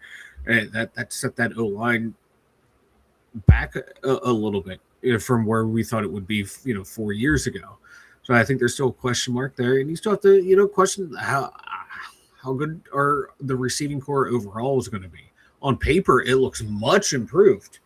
Well, because we have nobody on the. I know. It has to be much improved on that. On paper, it's much improved. Don't get me wrong. I love all the moves we did on the O-line. I love the moves we did in the receiving core, but it's all new parts and pieces of brand new offense. So how well is everyone going to get up to speed and onto the same page? So to say there's no weaknesses, I think that's not premature. Premature. I'm not going to say it's completely outrageous wrong, but I get whoever said that where they're coming from. But you just don't know until we start to see them out there. Let's get to Sosh. Sosh on the board says this. They sure as hell. We did get that. They sure as hell won't cut. Okay, we did that. Let me go to Tortilla. McCarthy's first year is usually a bit. I think we got that one as well. Yeah, we got that too. Yep. Let me find where we're at here. Mason's, because I thought I seen Corey in here somewhere, and I don't want to miss Corey. Mason's trash, in my opinion, so he can go. That's what Lindsay's saying. Somber. Lindsay knows ball. She does know ball. She shows every day. She really does. She shows it every day. Tyrone says this. She says besides wide receivers. She does. She does besides wide receivers. Lindsay says just because Roman is not better, not my fault. Lindsay, we did get that. Let's scoot up just a bit here. Absolutely. Right here to... Okay, there's where I missed Corey. Corey, don't drink that. I'm sorry. I'm glad we have an answer at quarterback now, but is this actually better than running with Will or Drew? It is worth being middle of the pack, needing a franchise quarterback, or do you truly believe AR can groom one? That's a great question, Corey. That's a great question. I mean, again, these are all things we're going to have to watch play out. Everybody's going to have an opinion, but as of right now, nobody knows. I think it's good for right now. I think it's better for the moment, for this season, for what's in front of us as far as trying to be competitive. But again, it's just this is where we're at with the quarterback room, Mike. We're just not at that point yet. We have a guy that could come in and potentially win games in the playoffs. So with that being said, we'll continue to monitor these younger guys. And again, I wouldn't be surprised to see Mason Rudolph gone before this whole thing is said and done. So it's hard to say. It's hard to say, Corey. Well, you have an organization whose overall philosophy is to win the most amount of games you can every year. And so, okay, that's the expectation going in. You're going to put the best roster available that you can to achieve that goal. And that's, Aaron Rodgers. But they also last year drafted the quarterback in the 6th round. They traded up in the 3rd round to get a quarterback this year that they the old regime thought the other quarterback could be good. And the current regime thinks that the quarterback they went out and got could be a good quarterback in the NFL. So that they're trying to win now while also developing that young quarterback, and while also upgrading the roster every year with better and younger talent at key positions, signing free agents to short-term deals that are also good for the now and for the present and the near future as well, so they can keep rotating players in and out while improving the roster. They're doing two things at once, and what I think they're doing the most is they're treading water, but they're also building this team up to where if one of these two guys hits, they're in a good spot. If one of two guys doesn't hit, they're going to be okay too, because they'll be able to go out and sign a quarterback that can raise the play up and just keep doing what they're doing to where they can be competitive while also, like we kept talking about, Ryan, like how we used to be able to rotate talent in and out. Guys age out, talent comes in. They're getting to that point now to where they're trying to make the quarterback position not irrelevant, but kind of plug and play. We can put someone in there and let them do their thing. I'm going to put my balls right across Deshaun's chin. Deshaun gets on and says, Rodgers, white privilege. I just want to put my balls right across his forehead. What a stupid comment, but let's work to it. I don't want to jump to him and give him any what a dumb thing to say. Let's get back on the terrible board here. Let's go to Yinzer Joe. Yinzer Joe says this football is a business and organizations would want to reduce money payout, but try and cut or trade players they feel like are making too much. That being said, Mason Rudolph better hope he's better. Let's scoot up here to Ty. He says, I needed a laugh. Thank you, Tyrone. Always great seeing the GOAT. Tyrone, my man. I hope you had a great weekend, brother. Always. Cody says, Rodgers is white. Let's go here. Mark Malone, we're about 100% better than we were last year this time. Lindsay says Roman might be able to play corner too. I'm looking at this, guys, and I'm saying to myself, you know what? I'm going to get to it because, again, the comment's not going to make much sense now. It's something I'm seeing down the path here. Cody says, I 100% agree, Ryan. Put Spencer Anderson at cornerback 1. Mark Malone, he says the line looked pretty good last year. Once Busters went down, it seemed to look okay. Again, at the end of the day, we have to figure out how to beat good defenses. That's the next step. We held our own against a lot of these other teams. And, again, once you play the elite defenses, that's where some of the problems, and that's for anybody. That's not just the Pittsburgh Steelers. You always going to struggle against elite defenses. Why do you think teams struggled against our elite defenses all those years? It's just, it's a formula that works. It's a formula that works for sure. Somber says, looks like the 2027 draft will be in Minnesota. Let's go here to Ty. He's on the bench regardless. Somber, Mark Malone, JPJ may well be traded in camp. Always giving Ty to shit. Let's go here to Cody. Cody says Broderick Jones can take Keanu Benton's spot. Lindsay, Somber is the real insider around here. He finds all the news first. We love Somber. He's the man. Cody says make Nick Herbig wide receiver 3. All of that by saying Darnell Washington running back 2. I wouldn't mind seeing Darnell run a little bit out of the backfield. That's just me. Sash says to the guy that was angry at how the offensive line looks, Fatanu played over 2,000 snaps at left tackle, and McCormick played over 3,000 snaps at left guard. This coaching staff is fixing Tomlin's mistakes. Vegas says this common sense is a flower that doesn't grow in everyone's garden. That's true. Very true. Somber says he wanted to be right so bad. Tyrone says, Mark, don't play with me today. I'm not in a good mood. Somber, Lindsay, I'm just a Twitter whore. Cody says, RB said we needed to get Mad Max too. He called that months ago. He did call. I went back and I looked. It wasn't a last moment day. He did say Mad Max months ago. Let's go to Somber. Steelers kicker Chris Brown on his new contract announced as a new 5-year deal means everything to me and my family. I don't really consider anywhere else to be home. Saunders, Vegas says when the Wizard of Oz retires, will his number 9 be soft retired like so many other numbers? I would say yes and no, because again, like I don't. They didn't soft retire Gary Anderson. They just don't let anybody wear number 1 anymore. I don't think it's because of Gary Anderson.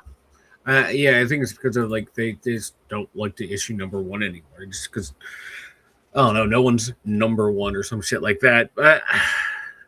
Because they try to limit people's numbers if they can.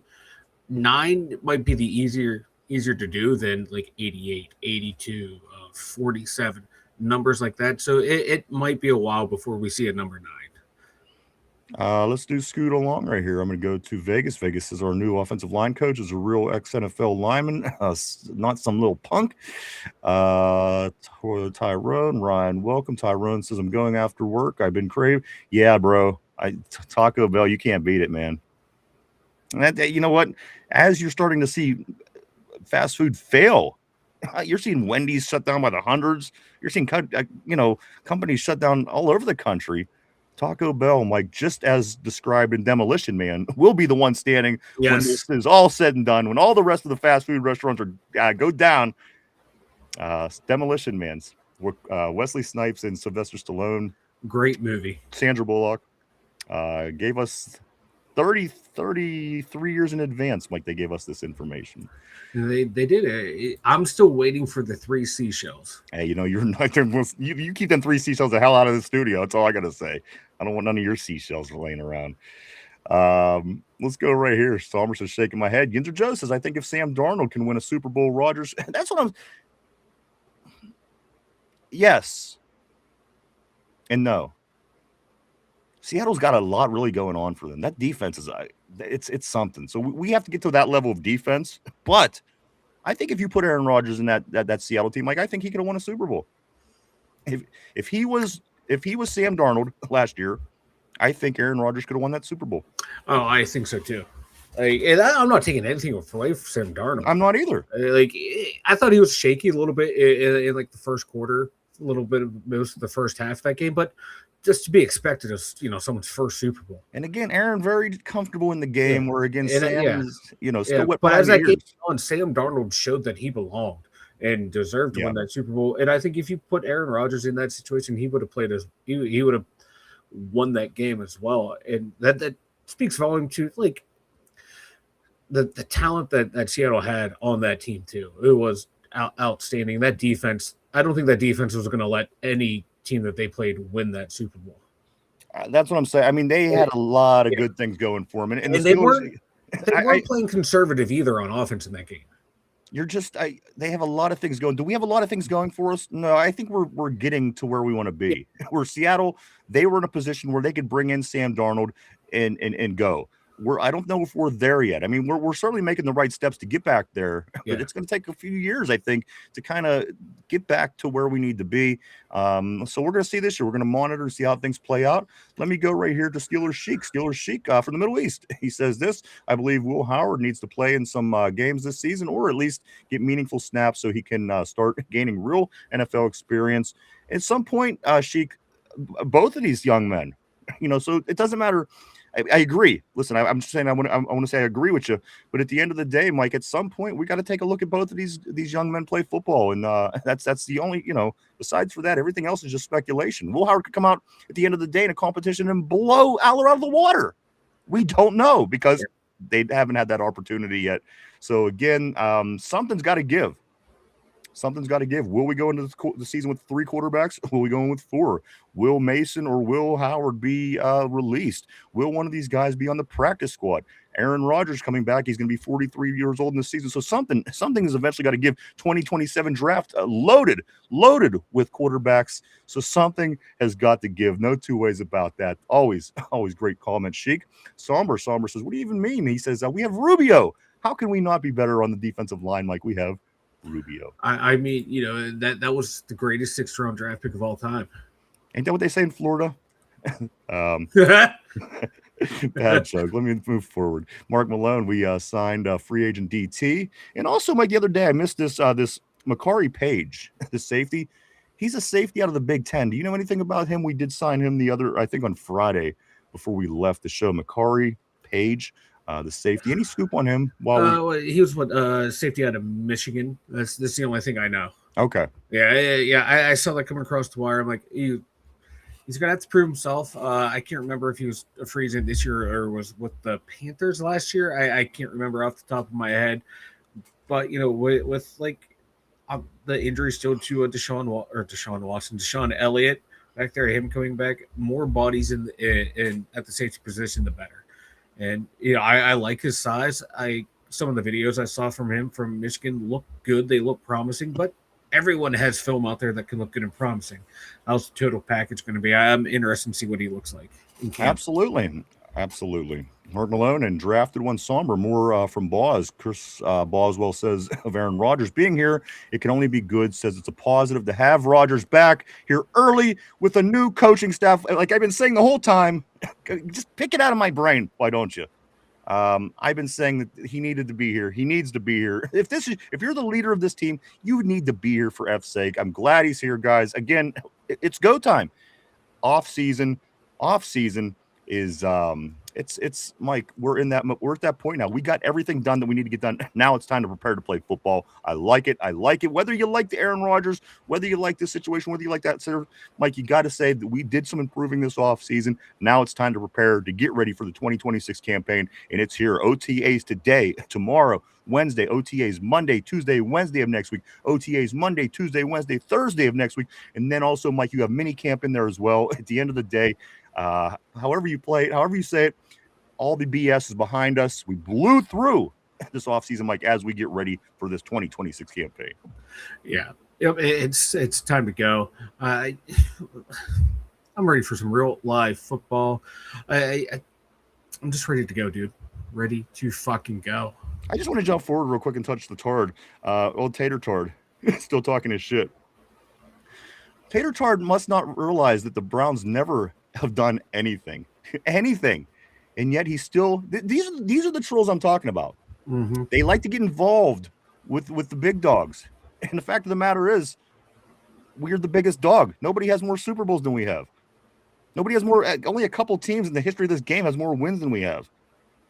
The Browns literally had not finished ahead of us but one time in the last 40 years. You sound stupid, bro.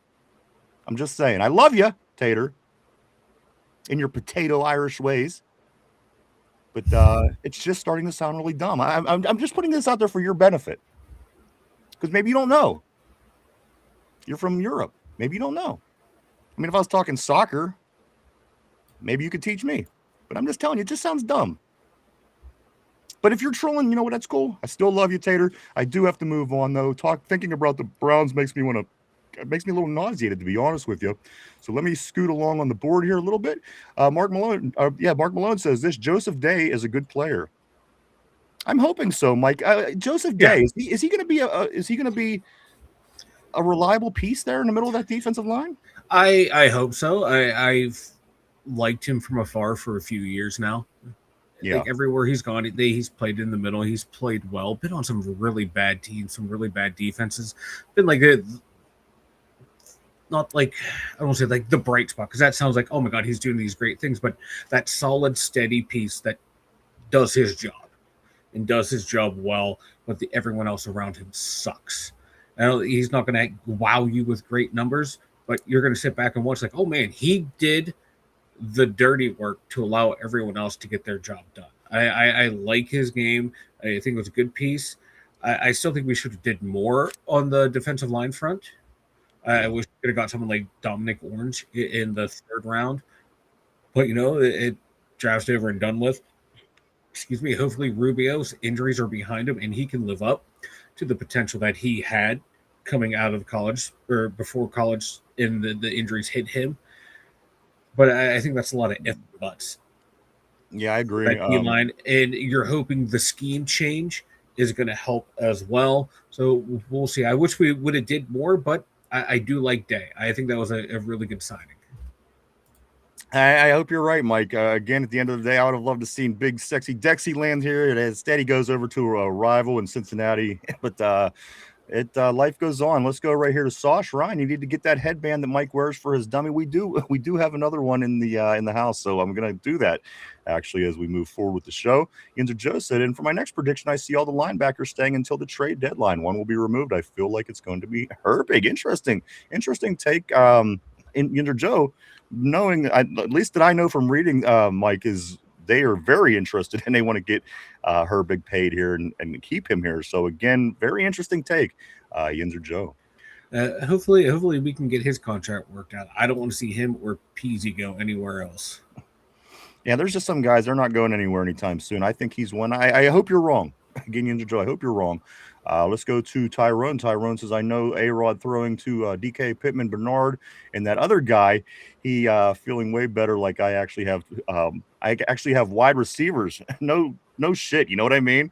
Ty, like, how awesome is it to have wide receivers? And that's the thing, we're sitting there going, we're going to be so much better because we actually have wide receivers, not because we have better wide receivers. We just didn't have wide receivers. Like, we had no wide receiver 2. The wide receiver 3 wasn't even thrown to. So again, the fact that we even have wide receivers to fill the spots is got to be encouraging. I don't know what the hell they were thinking for the past 3 seasons. I just don't. And I've been saying it for all those every step of the way. I said, what the hell are they doing, Mike?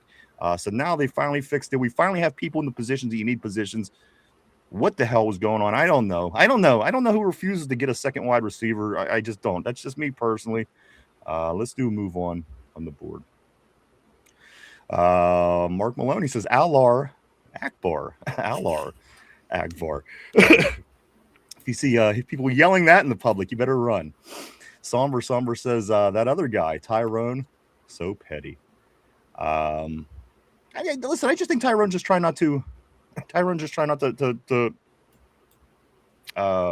word I'm looking for? Ruffle any feathers. I kind of do the same thing because when you say the name, people get people get angry with you. If you start saying things about Tomlin that you didn't like, people get angry. I don't know why, but I do the same thing actually. Let's scoot up a little bit. When you say he's doing better than Tomlin, it's psychological. People get worked up. Lindsay, he's going to crash out if Roman is wide receiver 3.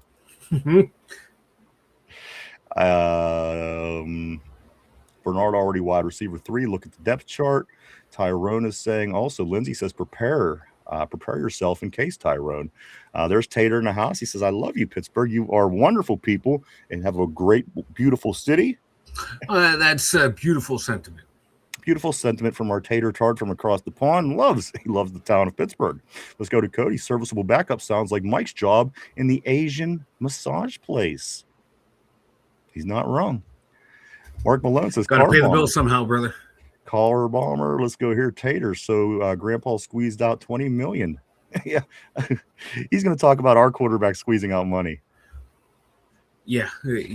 Bad word usage there, brother. Again, I don't think you get it, dude. I just don't think that he gets it. I guess that's what makes him fun. Let's scoot up here, Mike. Tyrone, you clean your couch later. You clean your couch yet, Tater? Tortilla says Deshaun Watson gave us a loan. Tyrone says, well, he deserves it. Played well last year. Lindsay says Tortilla. 'Twas a queef. Cody says, 'twas a queef.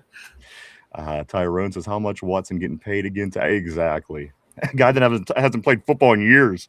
They're going to give this guy the ball and say, go ahead and run the team. Real nice. Let's go here to Vegas. Sounded like you were about to die or spring a leak. Tater says D-Dub will kick D-Dub. Again, there's this D-Dub. He hasn't played a snap of football in, 5 years? It's very Browns-like to start in, though. Very Browns-like. He hasn't had a good year since, 2020? That's what I'm saying. It's 2027 at the end of this year. Yeah. The guy hasn't played. Come on. How ridiculous. This is why the Browns are the Browns. So, maybe one day Tater will learn something. I doubt it, but maybe one day he'll learn something. Let's go here to Tater. He says, can't wait till October 1st. Oh, I can't wait too either, because we're going to come to Cleveland and whoop your ass this year. It's going down. Let's go here to Vegas is from Bear Creek. Tyrone, y'all suck. Somber says this. Peyton Wilson says this offseason he made it a point to become more vocal. I did get this. I think I read this one. More vocal because he felt he put a lot of pressure on Patrick Queen to make up every call and yell everything pre-snap. That was by way of Nick Faribault. Again, Somber with the scoop. Really into it, man. I got to be honest with you. Somber might be next on the team here. Tyrone says, good news. Huge leap with 41.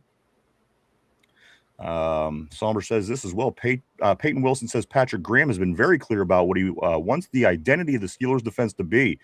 Patrick Graham has made it very clear he wants this defense this to be the steel curtain. I like that. Let me get back at it here. Sommer says, but we have to earn that title. Those are some great all-time defenses. Absolutely. Tater says, easy start for Stefanski. Don't be fooled. we get it. Believe me. We were here whenever the Browns actually had good coaches and good players and good quarterbacks and still couldn't win. We get it. There's not much that we're not getting. Believe me, man. Let's go right here. Tortilla. Did Tater say Watson was going to kick our ass? LOL. I bet 5 lucky clovers.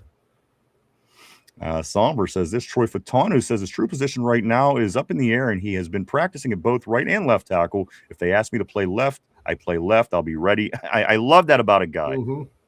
These are football players that you want. You don't want these puss bags that can't do this and don't want to do that, and I can only do. No, these are the kind of guys you want. These are football players. This is what Steeler football is all about. Yeah, he was also asked to, if he was asked to play guard, he said no, he doesn't want to play guard, but if they ask him to play guard, he'll play guard. And I also saw another quote too. I don't know if Somber has it as well. He probably does because he's just the GOAT at that. But a reporter asked him, what's your preferred position to play at tackle? And he's like, tackle. So yeah, my man's ready to play left side, right side. Or he's just dumb and he doesn't know any better and just goes tackle. Just kidding, obviously. You were just singing my man's praises. And you go, I don't know. I don't know if the guy's dummy. I don't know. I hope he's not. Let's go right here to Mark Malone. I bet Watson gets benched by mid-season. If it even takes that long. They're such a disaster up there. They're going, oh, well, we lost 2 games. Should we start, what's his name? Sanders. Let's start Shador Sanders. I could just see them doing stupid stuff up there as they always do, and then be celebrating when they're 0-16 again. It's just very Cleveland. Let's move along. Tyrone says TJ will crush Tua. Mark my words. Ty also follows it up by saying put JPJ on London. Let's scoot up here. Tortilla. Watson probably has massage tents on the sideline. Tater says the Browns are the 32nd franchise. I couldn't agree more. If you could mark them lower, I would agree. So again, Tater showing some intelligence there. A little sign of life. Let's go here to Somber. There are already clips of McCarthy and Rodgers joking and laughing. I think they'll be fine. Let's go here. Joe, did you hear one of the Rooneys passed? Did I hear one of the Rooneys passed away over the weekend too? I don't know. Did they? I didn't see anything. I know that Clarence Carter passed away last week, and nobody updated me, Mike. Clarence Carter, the singer. I be stroking. Never heard of him. Clarence Carter. Oh shit, Clarence Carter. No? Okay. Let's move along. Lindsay says, right people know nothing about their relationship. That's of course going back to our quarterback and our head coach. Just by the scoop. I mean, again, this is what we know from the past. That's all I know. Nothing more. Most Super Bowls, Tortilla says. That's right. Tortilla Browns have more quarterbacks than playoff points. In playoff wins, for that matter. How's their Super Bowl record? I often forget how the Browns are in the Super Bowl. Oh, neither one of the Brown teams made the Super Bowl, Mike. Neither of them. The old Browns or the new Browns. So answers my question. Let's go here to Mark Malone. Calvin Austin III. Roman underperformed last year like a mofo. That's what makes me wonder, Mike. I'm a little curious. I want to know how this Roman Wilson and Aaron Rodgers relationship is going to be on the field this year. People say it's going to be better. It's a new coaching system. But, I mean, Roman was out there running around last year, and he didn't throw it to him. If it's an Aaron Rodgers preference, this could be really interesting with Roman Wilson. Roman Wilson could have a tough time, with that quote unquote clean slate that Mike McCarthy gave everyone. If Rodgers isn't trusting of him, that's gonna not work in his favor. But hopefully, he's gonna. Both of them will rise to the occasion. Being Rodgers and Wilson, do what's best for the team. Start trusting this young guy, and Roman. If the reports are true, you're the one guy that wasn't going into Rodgers with all the receivers and tight ends to do extra film study. Go be that guy. Go there this year. Clarence Carter. Oh shit, Clarence Carter. Still, you don't know stroking? I don't know. I know stroking. Trust me, I'm a professional at that. If it wasn't for all the stupid copyright shit, I'd play it right now. It's one of the greatest songs ever. Stroke it to the east, you stroke it to the west, stroke it to the woman that I love best. I be stroking. And it has nothing to do with what you're even talking about, Mike. This is about being with women. You could continue to play with what they used to call Rosie Palms and the Five Sisters. Rosie Palm and her 5 sisters. Let's scoot along right here. Let's go to Somber. Somber says, no guard rep for Troy. I don't think anyone expected that, but it's now confirmed. Somber says this as well. Somber goes on to say Troy Fatanu said that first round pick Max has been sitting next to him in the meetings. Way of Alan Saunders. Tater said, I'll be surprised if Pittsburgh wins 6 games.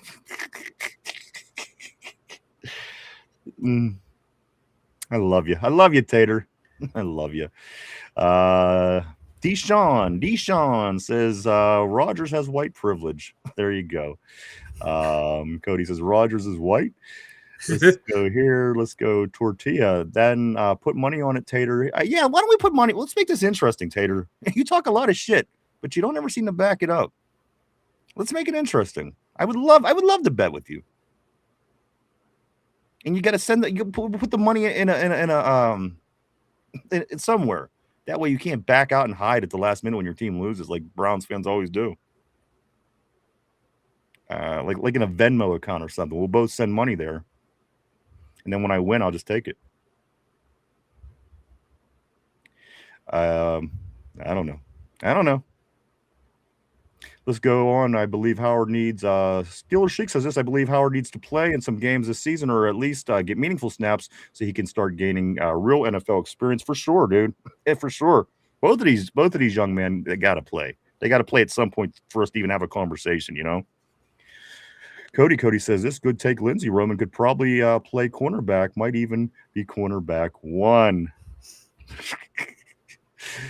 Cody, he don't stop, man. He's right out the gate today. He's on his shit, man.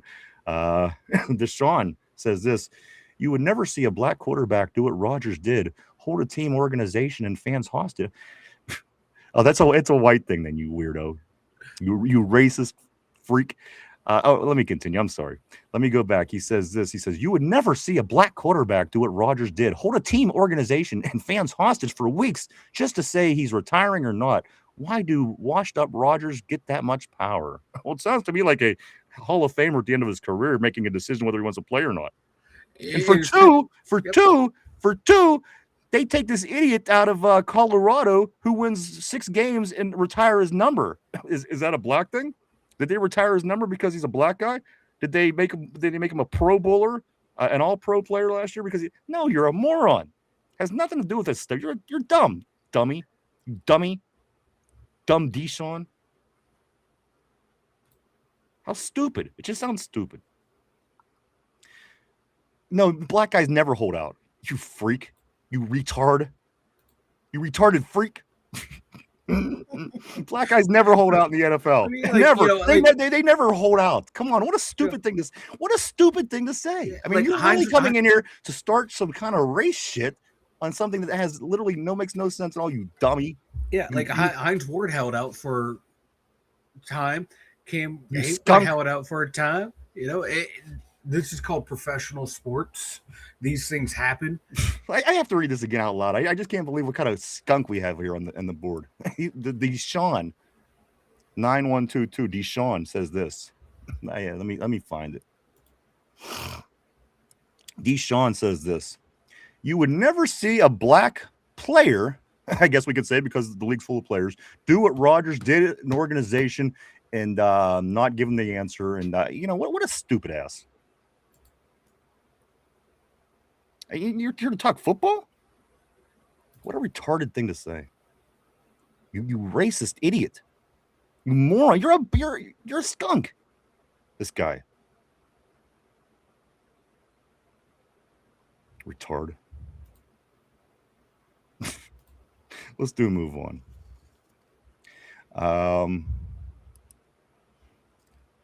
Why is my board jumped? Yeah, mine did too. It says there's been some kind of issue. I blame Deshaun. I'm blaming Deshaun too. It's probably it's probably only because white people were. What a dumb thing! What a dumb thing to say. I'd like to know where you could go and have that conversation with an intelligent. What a dumb thing. You never seen a black? Get the fuck out of here, you fucking whack job. All right, I'm done with him. I can't anymore. Let me get back onto other things.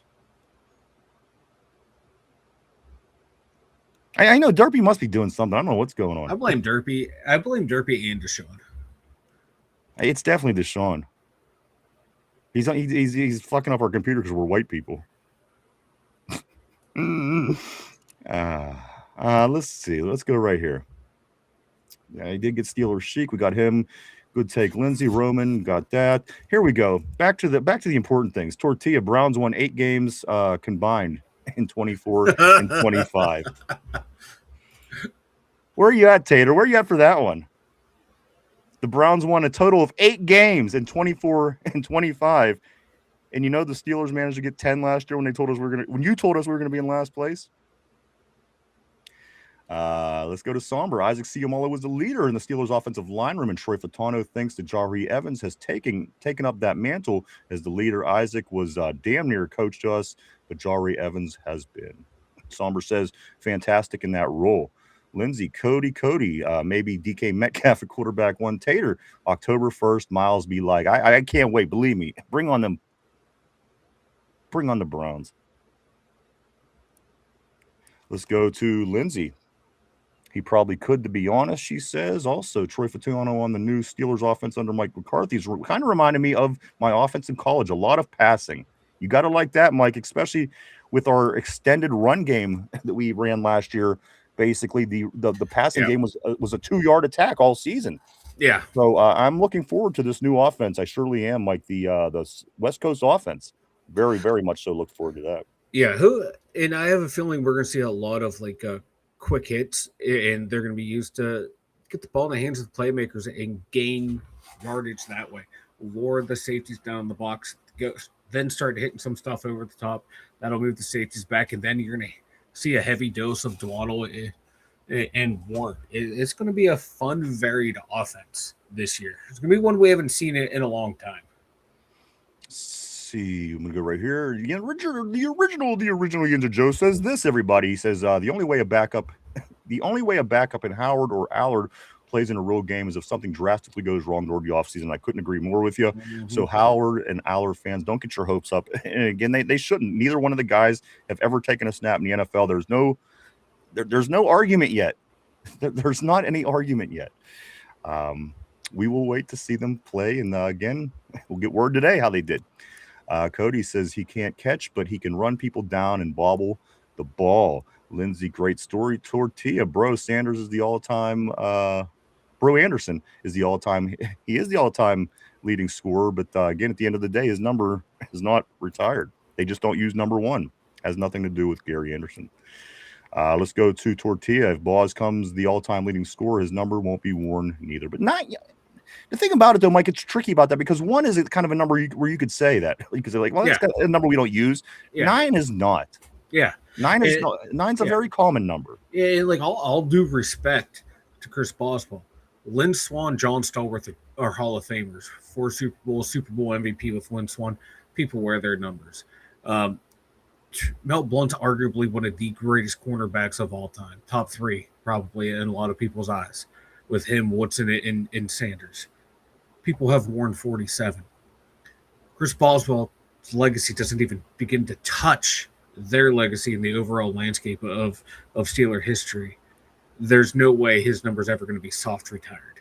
It's going to be, it's one of those numbers you can limit that it's going to be used, but it will be handed out to people at some point. If those guys' numbers are being handed out, his number's going to be handed out. And I'm not discrediting Chris Boswell because he doesn't have championships. That's outside of his control. Just saying, Hall of Famers numbers are still being issued. This cat's numbers can be issued at some point. Let's do scoot along, guys. We're kind of rounding third here. I didn't realize time is gone like it has. Let me jump on the board. Good discussions today, man. Somber says, "Is that Jamal's burner? If that's Jamal, I'm gonna kick his ass." It's Tyrone. Tyrone's tired of people talking shit on JPJ. Shit. Both of them. That's actually really funny, Jamal or Somber. Could be. Let's go to Ty. Ty says, 1, something's got to give. 2, something's got to give. 3, something's got to give now. Let the quarterbacks hit the floor. Let the quarterbacks hit the floor. Of course, drowning pool. Tortilla is referring to. R.I.P. Mark Malone says if we get a first for JPJ, we'll be in a position to move up for quarterback in the for first next year, Mike, in the first round for a quarterback. I think Tyrone's head just blew off of his shoulders as he read that. Let's go here to Somber. Anyone else lagging? No, but we did have a weird moment where our screen it just did something it never did before. There was a big red box on it, Mike, that said something. I don't know. I wasn't paying attention. Yeah, it popped up on my screen too. Lindsay said no, hers is okay. Tater, Mike, I was just going to breeze over this or just replace what he said with my own, but I want to see what he says. Let's see what Tater says here. Tater, of course, the resident Browns fan all the way from Ireland. Here we go. Grandpa scored 6 points against the Browns, and the numpty in the shade says he would have won the Super Bowl. Mike, are you the numpty in the shades?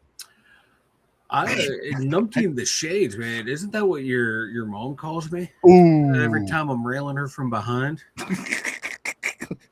The numpty in the shades, pretty funny. Let's go. Let's do. What's a good? The numpty in the shades. I wear that with the term of pride and endearment. You can call endearment, right? The numpty in the shades. Fuck yeah! You know, people come every day to see the numpty in the shades more than the people come to see you. That's true, Tater. I don't know how many it is, but I know that's a fact. At least one person comes to see me every day, and unfortunately, it's Cody. Yes, because you'll drop him down the list if you don't. Oh, he's proud to be permanent marker on the enemy list. Somber says, okay, I'm on my phone, so maybe it's me. Let's go to Tater. Oh, my sides. Oh, my sides. Lindsay says, speak English. Tortilla says, you won 5 games, dude. 5 games, Tater.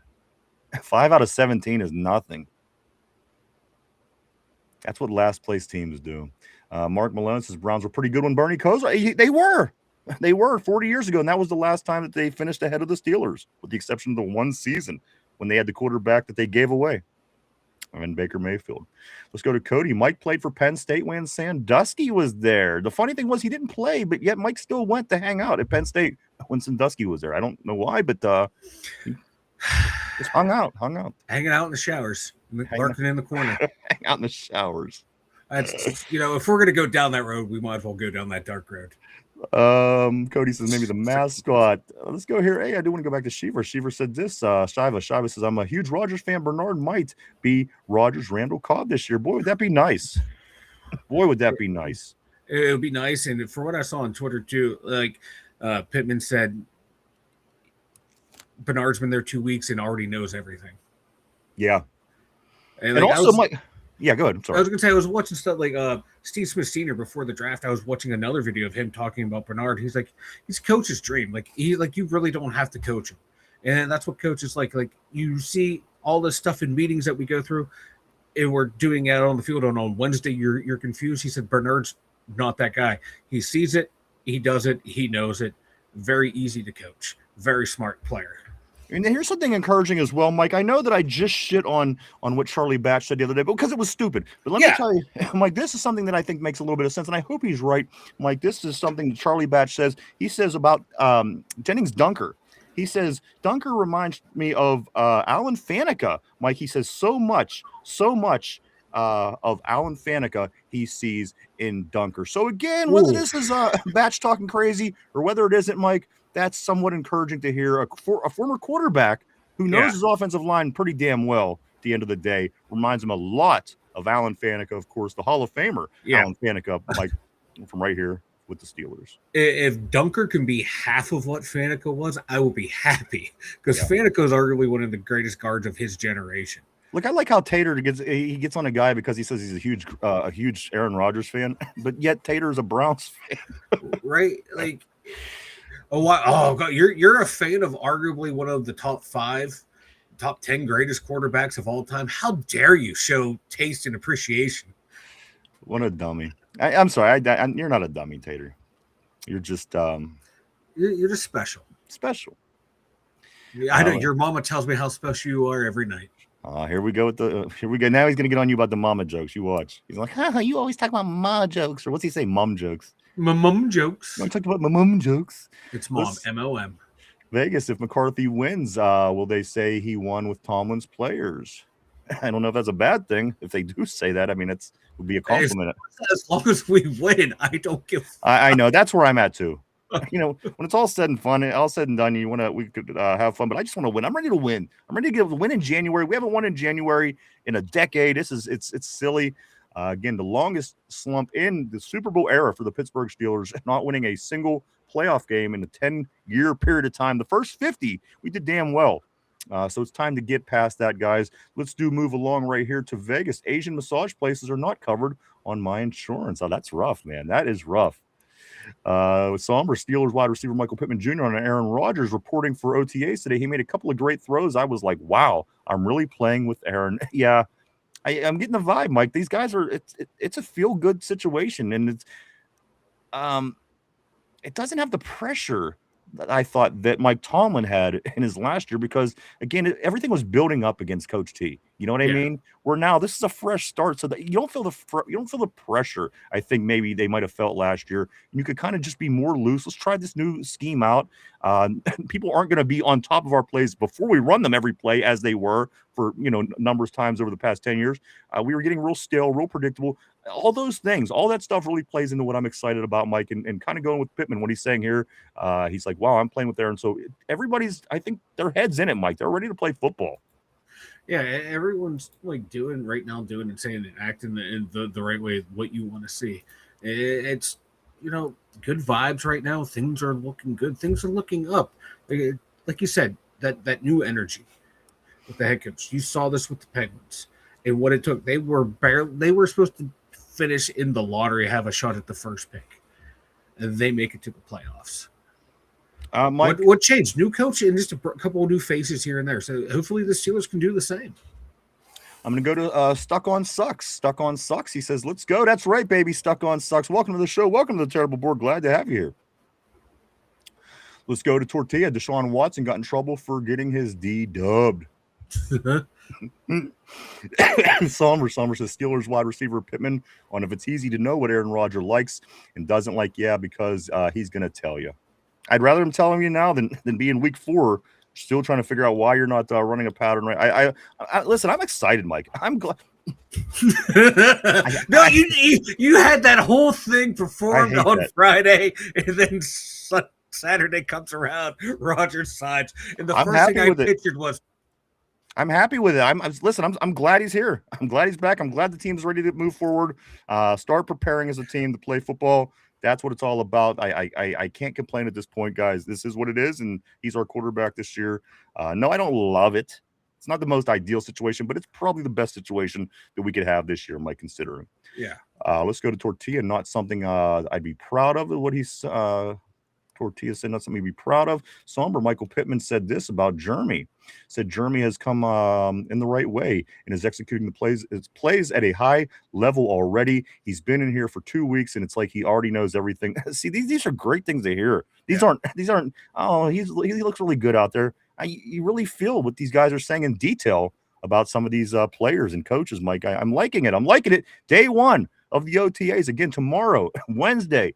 Pick up next week for Monday, Tuesday, Wednesday. The following week, Monday, Tuesday, Wednesday, Thursday. And again, there is the mini camp in there as well, Mike. So this next month is going to be jam-packed full of football, getting our team ready for the season. As again, Mike, we're more than halfway through May. So again, it's going to be here before you know it. Let's stay on the board. There you go, Tyrone, is what Somber says. Also, Vegas, I was born in a hospital in New Kensington. We lived in a small town named Russellton. Yeah, absolutely. I certainly recognize that name. Somber says this. McCarthy has emphasized versatility, and I like that. You got to like versatility. I like everything I'm seeing so far. Mm-hmm, me too. With the exception of not having a franchise quarterback to rely on week in, week out. This is the best situation we could possibly be in for right now where we're at. It just is. It just is. And again, it's going to yield us more wins than a team that has, like the Browns, Mike, with this number 1 defense they had last year, number 1 pass defense in the league. This team still manages to win, 3, 4, 5 games. So again, the Steelers, they find a way. We'll win some football games. I am not worried. I'm fired up. Let's scoot along here. Somber says Alex Highsmith says he made some changes to his routine this offseason and over the past few years to try and weed out some of the nagging soft tissue injuries, which include a new stretch regimen. You know what? He should, because it's that damn groin that gets him every year. He's out for 4 to 5 games every season with this groin. You know what he should try? It worked for Yarmer Yager. Peanut butter. Spread it on peanut your butter groin. on your groin? Peanut butter on your groin. It worked for Yager. He dragged the Penguins in the playoffs with one leg. Come on, Highsmith. Yeah, but he's a Peanut butter. Yager, though. I mean, one guy's an Alex Highsmith, one guy's a Yarmer Yager. Hey, I'm just saying. Peanut butter's a cure-all. I don't know. This is literally at 47 years old, the first time I've ever heard it, so I don't know the credibility of it. But there you go. If Yager did it, I take your word on that. Let's go to Somber. He said this. He said it's a big focus. I know the type of player I can be when I'm healthy. Followed up by saying Tortilla. We were just talking about that. Tortilla says, LOL. Hopefully that in the grass helps us limit injuries. Vegas Roman introduced himself to Aaron today like they never met. They never did meet. They probably did. Aaron thinks this is his first day. He thinks this is Roman Wilson's first day on the team. Why isn't he with the rookies? Yeah. You want to be on my? Yeah. Welcome to the team, guys. Welcome to the team, dude. Let's go here to that's actually funny. Somber, Rosy Palms, and Hangella. Handella, maybe he's saying. Tyrone, I'm back. What we talking about? Who knows, man. OTAs, baby. OTAs, Aaron Rodgers. 2026, baby. It's almost here. Mark Malone, Vegas, he should do that every day at practice. Tyrone, yeah, make a bet, Cleveland Clowns. Yeah, they don't ever bet. That's one thing you know about Cleveland. All the shit they talk, they never put their money where their mouth is. Vegas says he is going to pay you with potatoes. I'll take some potatoes, maybe some fries. It is, hey Mike, it's France here. We'll take some French fries. Oui. Let's go here. Somber, yes, sir. Tyrone, Somber, yes, sir. Bernard is one of one. He's really him. Also, scoot up here to Somber says this. Somber said some. Somber says, sounds like wide receivers 1 through 4 are basically solidified as of now. I guess we'll see what Weegan and the other guys can do. Dude, always great seeing Dude in the house. My man, John, on the board. Dude.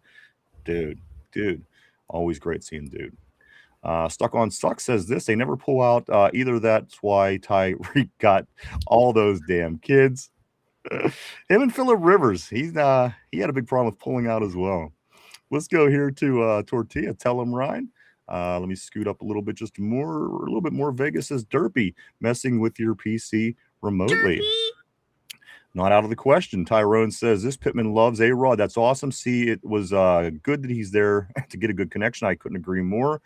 Let's go to. I wonder, is Aaron and DK still going to be be roommates at camp this year? I wonder, or is it going to be a different tandem?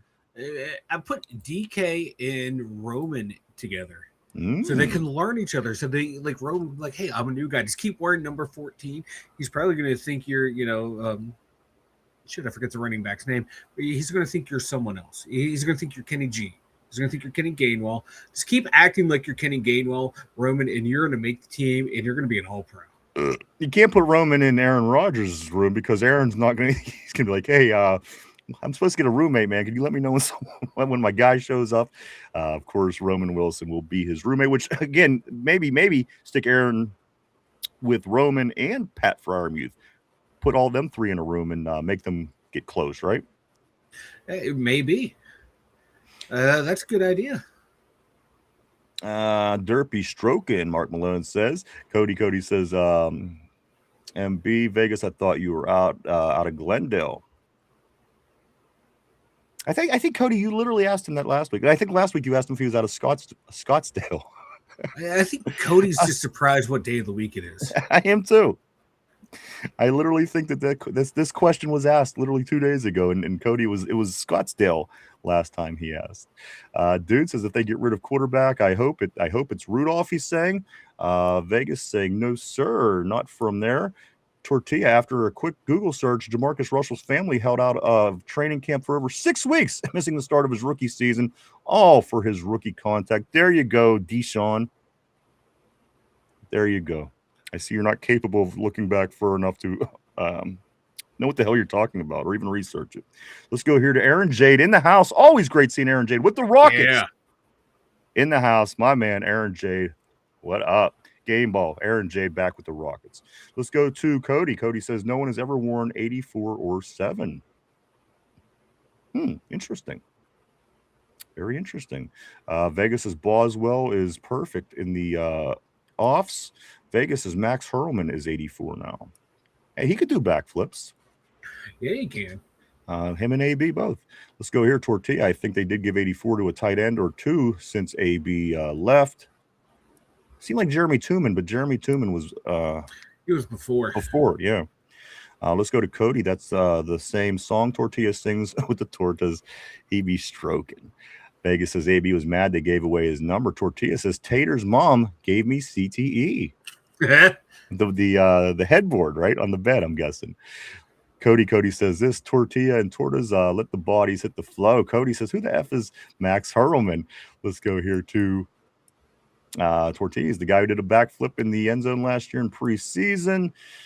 Tyrone, yep, everybody loves A-Rod. Here they're locked in. Tyrone told you, Lindsey Ryan hype. Hey, man, I love it, dude. Listen, I love being wrong. I love, these things are making the team better.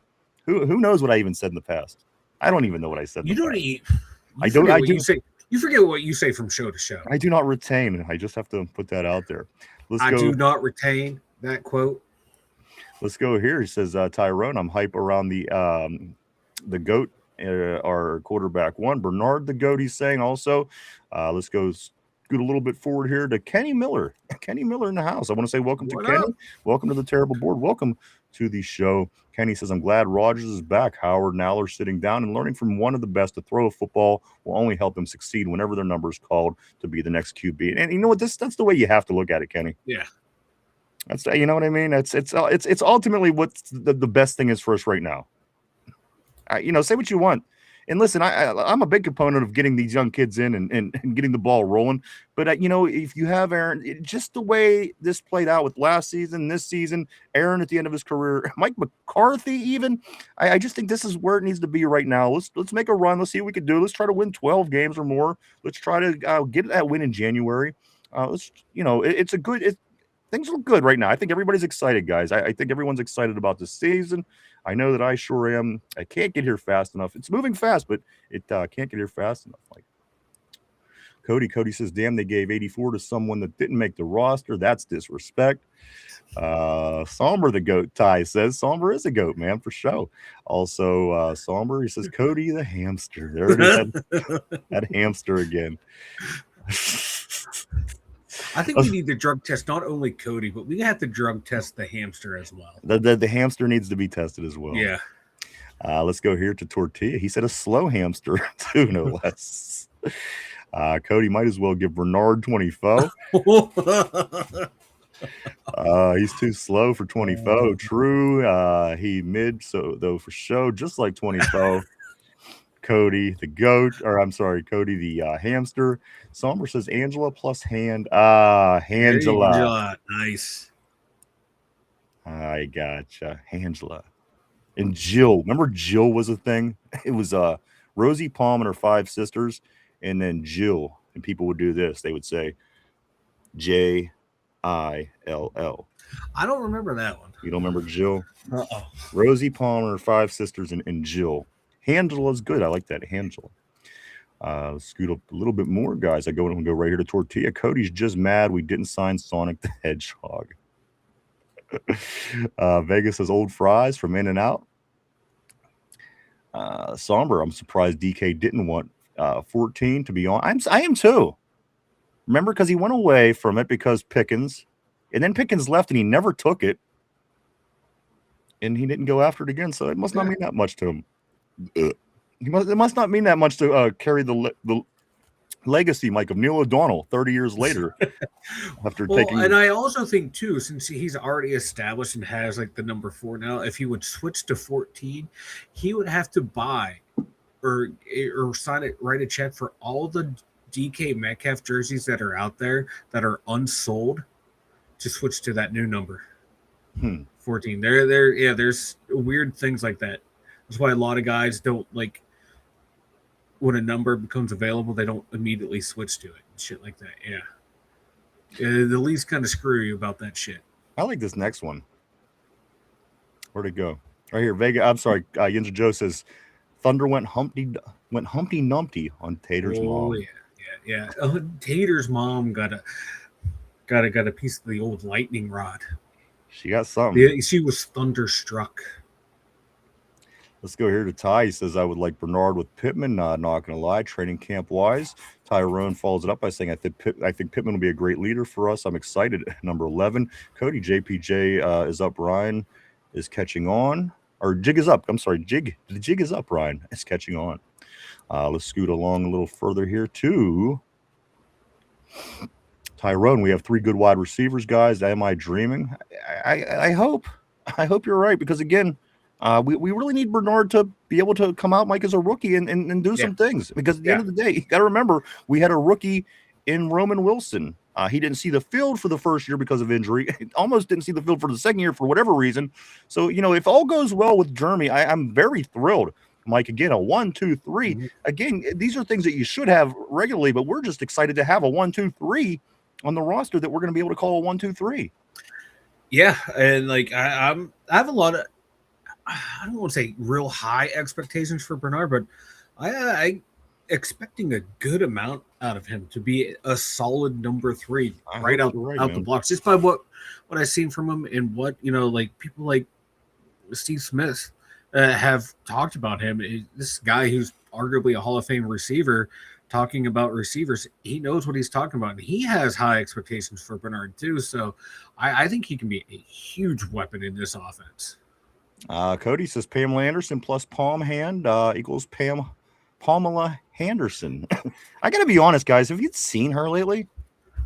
She doesn't look anything like Pam Anderson. I said this to my buddy the other day, and he's like, "Well, she is getting old." Well, no shit. But so is Tom Cruise and everybody else her age, and they all look. Dude, she don't even look like the same person. Have you seen Pam Anderson, Mike? I have. She looks like an old lady. Yeah. Just very surprised. My God, somebody that was a beauty. I mean, come on, one of the top beauties of certainly my life. Does not look anything like that anymore. Nothing like that. That's unbelievable.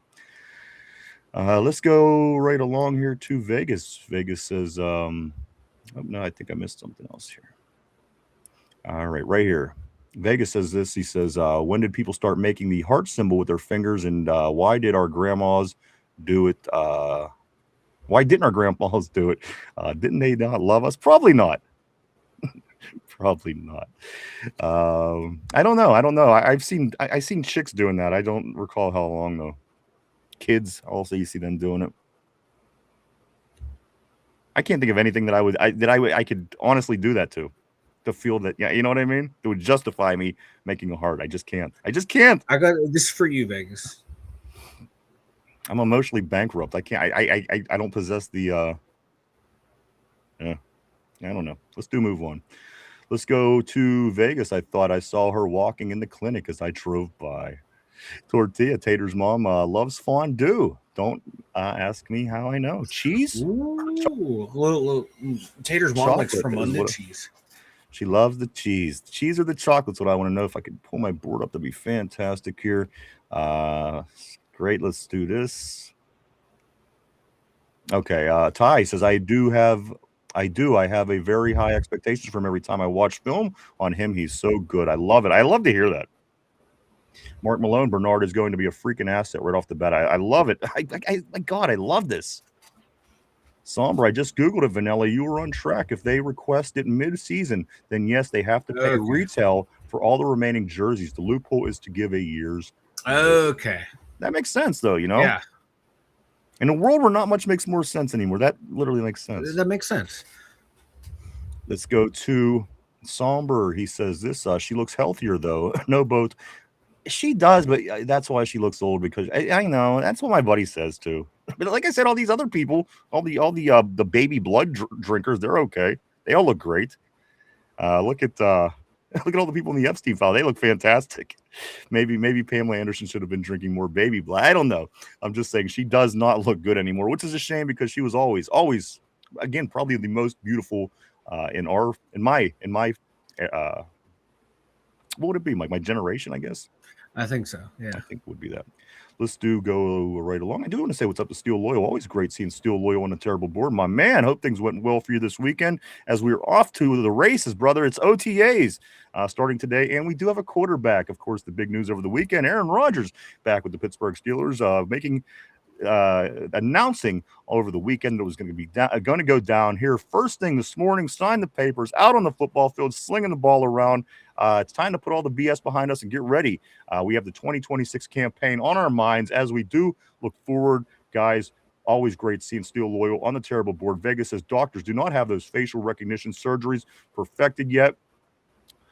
Steel Loyal says, damn, my numb ass fellas. It's all good, brother. It's all good in the hood, man. Vegas says this Pam doesn't have a Ozempic neck, at least like so many of the Hollywood people have these days.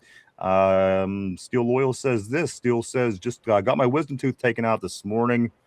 Yeah, man. I feel for you on that, bro. Yeah, you got to take it easy.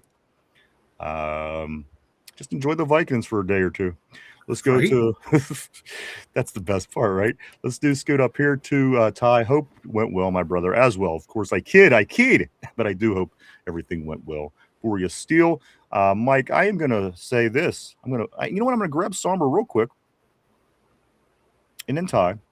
Somber says this. Did they give you anything good for the pain or just ibuprofen? I won't leave that place until they give me my Vicodin. I will kick, I'll scream, I'll slap every person around me, Mike. If they don't give you Vicodin, I'm not leaving. I'm not leaving. Me either. I've had 2 root canals. Give me my Vikes. I will bleed all over all your shit. All over. I'll bleed all over. Title my sex tape. Yes. And my my memoirs. My book one day, if you will. Let's go right here to Ty. Ty says, Mike, I think Bernard has 800. That'd be freaking awesome. Steel Loyal, just ibuprofen. They yanked that shit out in 50. Yeah, I mean, it's a quick, easy process. But again, if you could talk them into getting your Vikes. Mike, now I'm going to take the ball. I'm going to pitch it to you in a manner that you would catch it and deliver to the end zone and tell everybody about the website. The Dumyinzers.com. Check it out, everyone. Got the new article up today. Oh, your Steelers news. So check that out. Got some Perk Rodgers talk going on over at the website. We got all of our links to all of Ryan and I social media. And we got link to the merch stores if you're interested in that stuff too. So check it out at the2dumyinzers.com. Go check it out, guys. A lot of cool stuff over there, Mike. The guys, of course, Chop and RB, a lot of work. Always go check out the website, www.the2dumyinzers.com, www.the2dumyinzers.com. A lot of cool things. Do go check it out. It is time, guys. It's that time of the show where we pull out, Mike. We pull it out. We whip it out. We whip out the trivia question of the day. That's right. And as I gave you a little bit of a head start earlier, I said it might have to do with first games of the season. First games of the season, guys. Let me grab a Mark Malone and a Somber comment real quick, and we're going to get right into this. Somber says, yeah, I figured stingy mofos. And also Mark Malone says, I like Axl Rose's Victoria's Secret model girlfriend from those Anderson days. I spanked the old monkey millions of times to those catalogs in the early 90s. I could go 2 routes. I could laugh at Mark and say, ha, ha, ha, or I could say, you know what? I'm no stranger to that either, my friend. So do what you want with that. But Mike, it's time. It's time to get into this trivia question of the day. Mike is literally now setting up his AI to hear my question as I speak, and it will answer to him in text as wait a minute. Mike, are you even moving? Oh, I thought you were froze. Yeah, this Mike is actually setting it up so his AI will hear me, give him the answer, and none of you will even know that he is cheating. This is how he does. That's how I roll. It's how he rolls. I can barely get the show running half the time, but I got AI. I'm not real right now. This is all CGI. Question of the day, guys. Here we go. Of course, the Steelers play the Atlanta Falcons to open up the season this year. Keep that in mind. Here we go. Do the Steelers have a winning or a losing record versus NFC teams to open up a season? Of all the times the Steelers opened up against NFC teams, San Francisco a few years back, you recall, Atlanta a few years back, as you recall. Let me do this one more time with that being said. Do the Steelers have a winning or a losing record versus NFC teams to open up a season? Dude is saying losing record. Tortilla saying also. Guys, Do the Steelers win more or lose more against NFC teams that they open up the season against? Take a minute to think that out or think that over. We're live 5 days a week, right here, Monday through Friday, 11:30 a.m. to 2:30, even 3 o'clock sometimes p.m. right here on the tube. On tube. Mike, your thought process here. Do the Steelers have a winning or a losing record? It's either one or the other against NFC teams to open up a season. Losing record is what Tortilla says. Dude also saying losing record. Cody shouts Barry Sanders from the corner. That hamster's working overtime, brother. From the desk in the corner with his nose pointed to the corner, he shouts out Barry Sanders. Mike, what's your thought process here? I personally remember more losses, so I'm going to go with a losing record. Somber agrees with you, Mike. He'll say, no, I'm sorry. Somber says, I'll say winning to be different. I have no clue. But, Mike, you do agree with Tortilla. You do agree with Dude on that by saying losing. We'll give it a few more moments, though. If you do think you have it or you want to take a guess, throw it up on the board, guys. Again, the question of the day, do the Steelers have a winning or a losing record against NFC teams to open up a season? Some losing, some winning, some Barry Sanders, even some Phil Nicholson pops up on the board. Somber says, I say winning. That's just a guess with him. Of course, Mike, we played San Francisco a few years back, the big Brandon Ayuk game. He had a big game against us, if you recall. The big Atlanta Falcons. I think that was even the game of the year. Was that the first? I know it was early. I don't remember if it was the first or the second, but that game against Atlanta, down in Atlanta, where Connor Hayward was the only touchdown. I think I want to say it was the first game of the year, but I don't know for sure. No, I think that one was later in the year. Do you really? Yeah, because am I thinking? That was later in the year because it was a year or two later we played Atlanta game 1. Wait a minute. Yeah. Well, yeah. Okay. So yeah. So one of the Atlanta games were the first game of the year is basically what I'm asking you. Yeah. Okay. Great show. We appreciate you, Ty, as always. Michael Jackson, Cody is saying, guys, let's do this. The question of the day is this: do the Steelers have a winning or a losing record against NFC teams to open up a season? Mike says losing. I do know that Tortilla says losing. Dude says losing. Somber says winning. Cody speaks gibberish. Let's go to the answer, guys. The answer is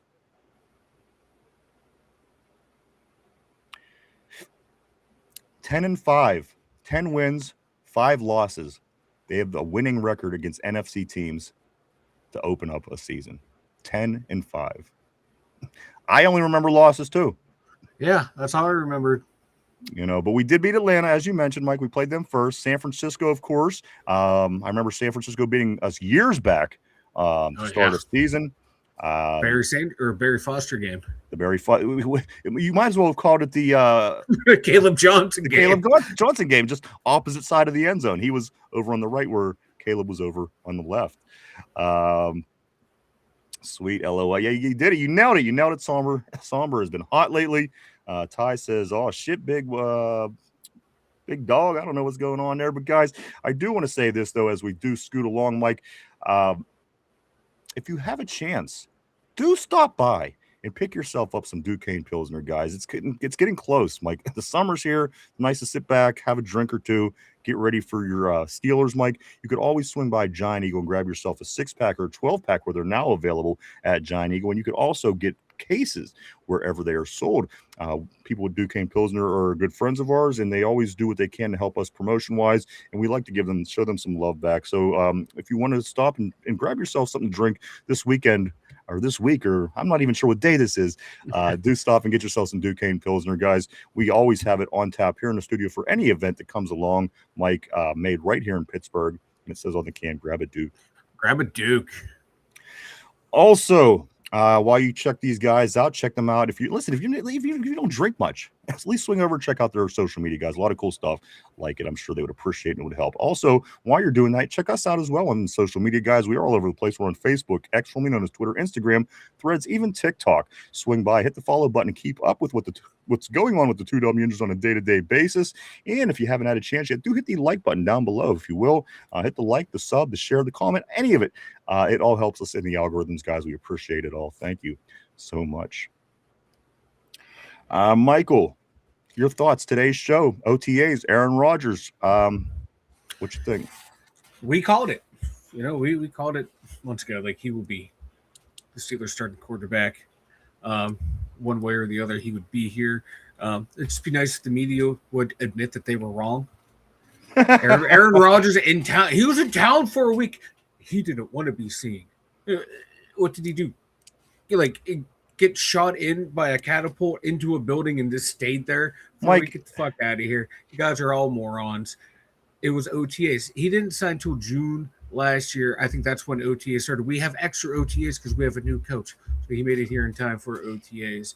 Like, just admit you're wrong. It's cool. Aaron's out here. I love the way. We lost Mike again, which now gives me the opportunity. Oh, shit. Oh, man. Damn it. You're back. I'm back. I almost had the head. I almost had your. All right, go ahead. Finish your thought. Nah, man. It's I'm excited about what they're doing early in OTAs, moving everyone around just to get a feel for them. Because these guys, this coaching staff don't know these players that well. They don't know what they can and can't do until they see them with their own two eyes. I like that. Absolutely. And again, we'll be back tomorrow to get back into it, guys. Tomorrow, day 2 of the OTAs again. Today, tomorrow, Wednesday. Next week, Monday, Tuesday, Wednesday. The following week, Monday, Tuesday, Wednesday, Thursday. And then also, guys, early June, you do have mini camp.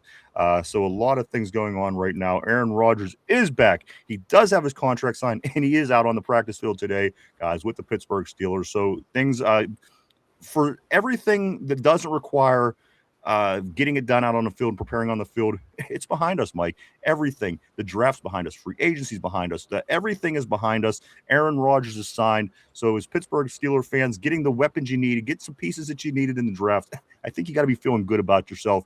I feel good about this football team. I know everybody here on the show, everybody on the terrible board does as well, Mike. Very, very excited, just chomping at the bit to get back at it. And we're on our way. We are on our way. We are certainly on our way. What else? I really feel like I'm forgetting something. Aaron Jates, it's 2 months and I'll be able to see good people. Let's hit this. Absolutely. I got to get down and get some t-shirts anyway, man. I'm due for some strip shirts. Absolutely. Keep in touch. We'll certainly make it happen, my friend. I think that's everything, Mike. I think so too, man. We covered everything today. We did a lot. We'll be back tomorrow to get back at it. If there's any news that happens between now and then, Mike, and there's no other sports today in Pittsburgh. So Pirates are off. They don't start their series till tomorrow.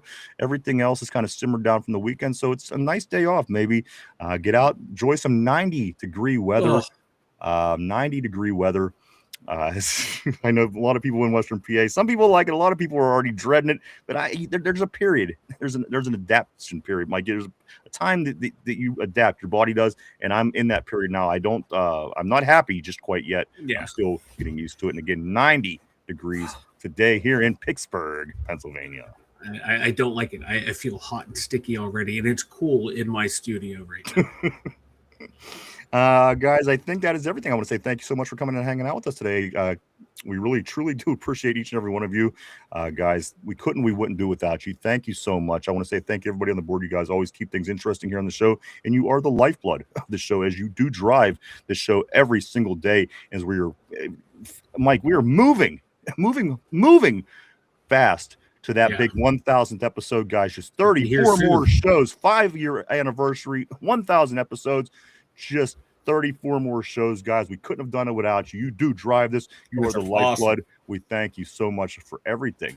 I want to say thank you to everybody that's at home. Maybe you're in the gym. Maybe you're in the car. Maybe you're even at work watching, listening to the show. Thank you, too.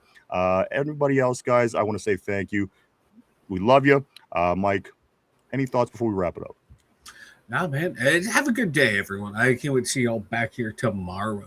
If Mike doesn't have a heat stroke, he will be back here with us tomorrow. But other than that, guys, we do thank you so much. I hope everybody has a great day. Keep cool, I guess, is the challenge for the day. Aaron says this. I'm sorry. Let me grab these last couples. Mark Maloney says this. No OTAs missed. Rodgers, Pittman, Bernard going to get it right. That's right. Aaron J., take care. Have a great day. Great show as always. Vegas, my man, and Somber, take care as well, my friend. Mike, I'm going to spin back around to you. Speak now, forever hold your peace. Anything? All right, my friend. Hey, guys, we'll be back tomorrow at our regular time to do it all over again. I can't wait, Mike. I can't wait. Who knows? Who knows what we'll have to talk about tomorrow with our Pittsburgh Steelers, but we'll be here for day 2 of the OTAs, day 2 of 3 this week, guys. Aaron Rodgers is in the house. Rookies in the house. We're ready to get ready, Mike. For us here at the Two Dum Yinzers, I want to say thank you so much, everybody. Again, have a great, safe Monday. For Finch, for Derpy, for Chop, for RB, for Mike, myself, and even the Mike dummy. Thank you so much, and have a great day, everybody. We'll see you tomorrow.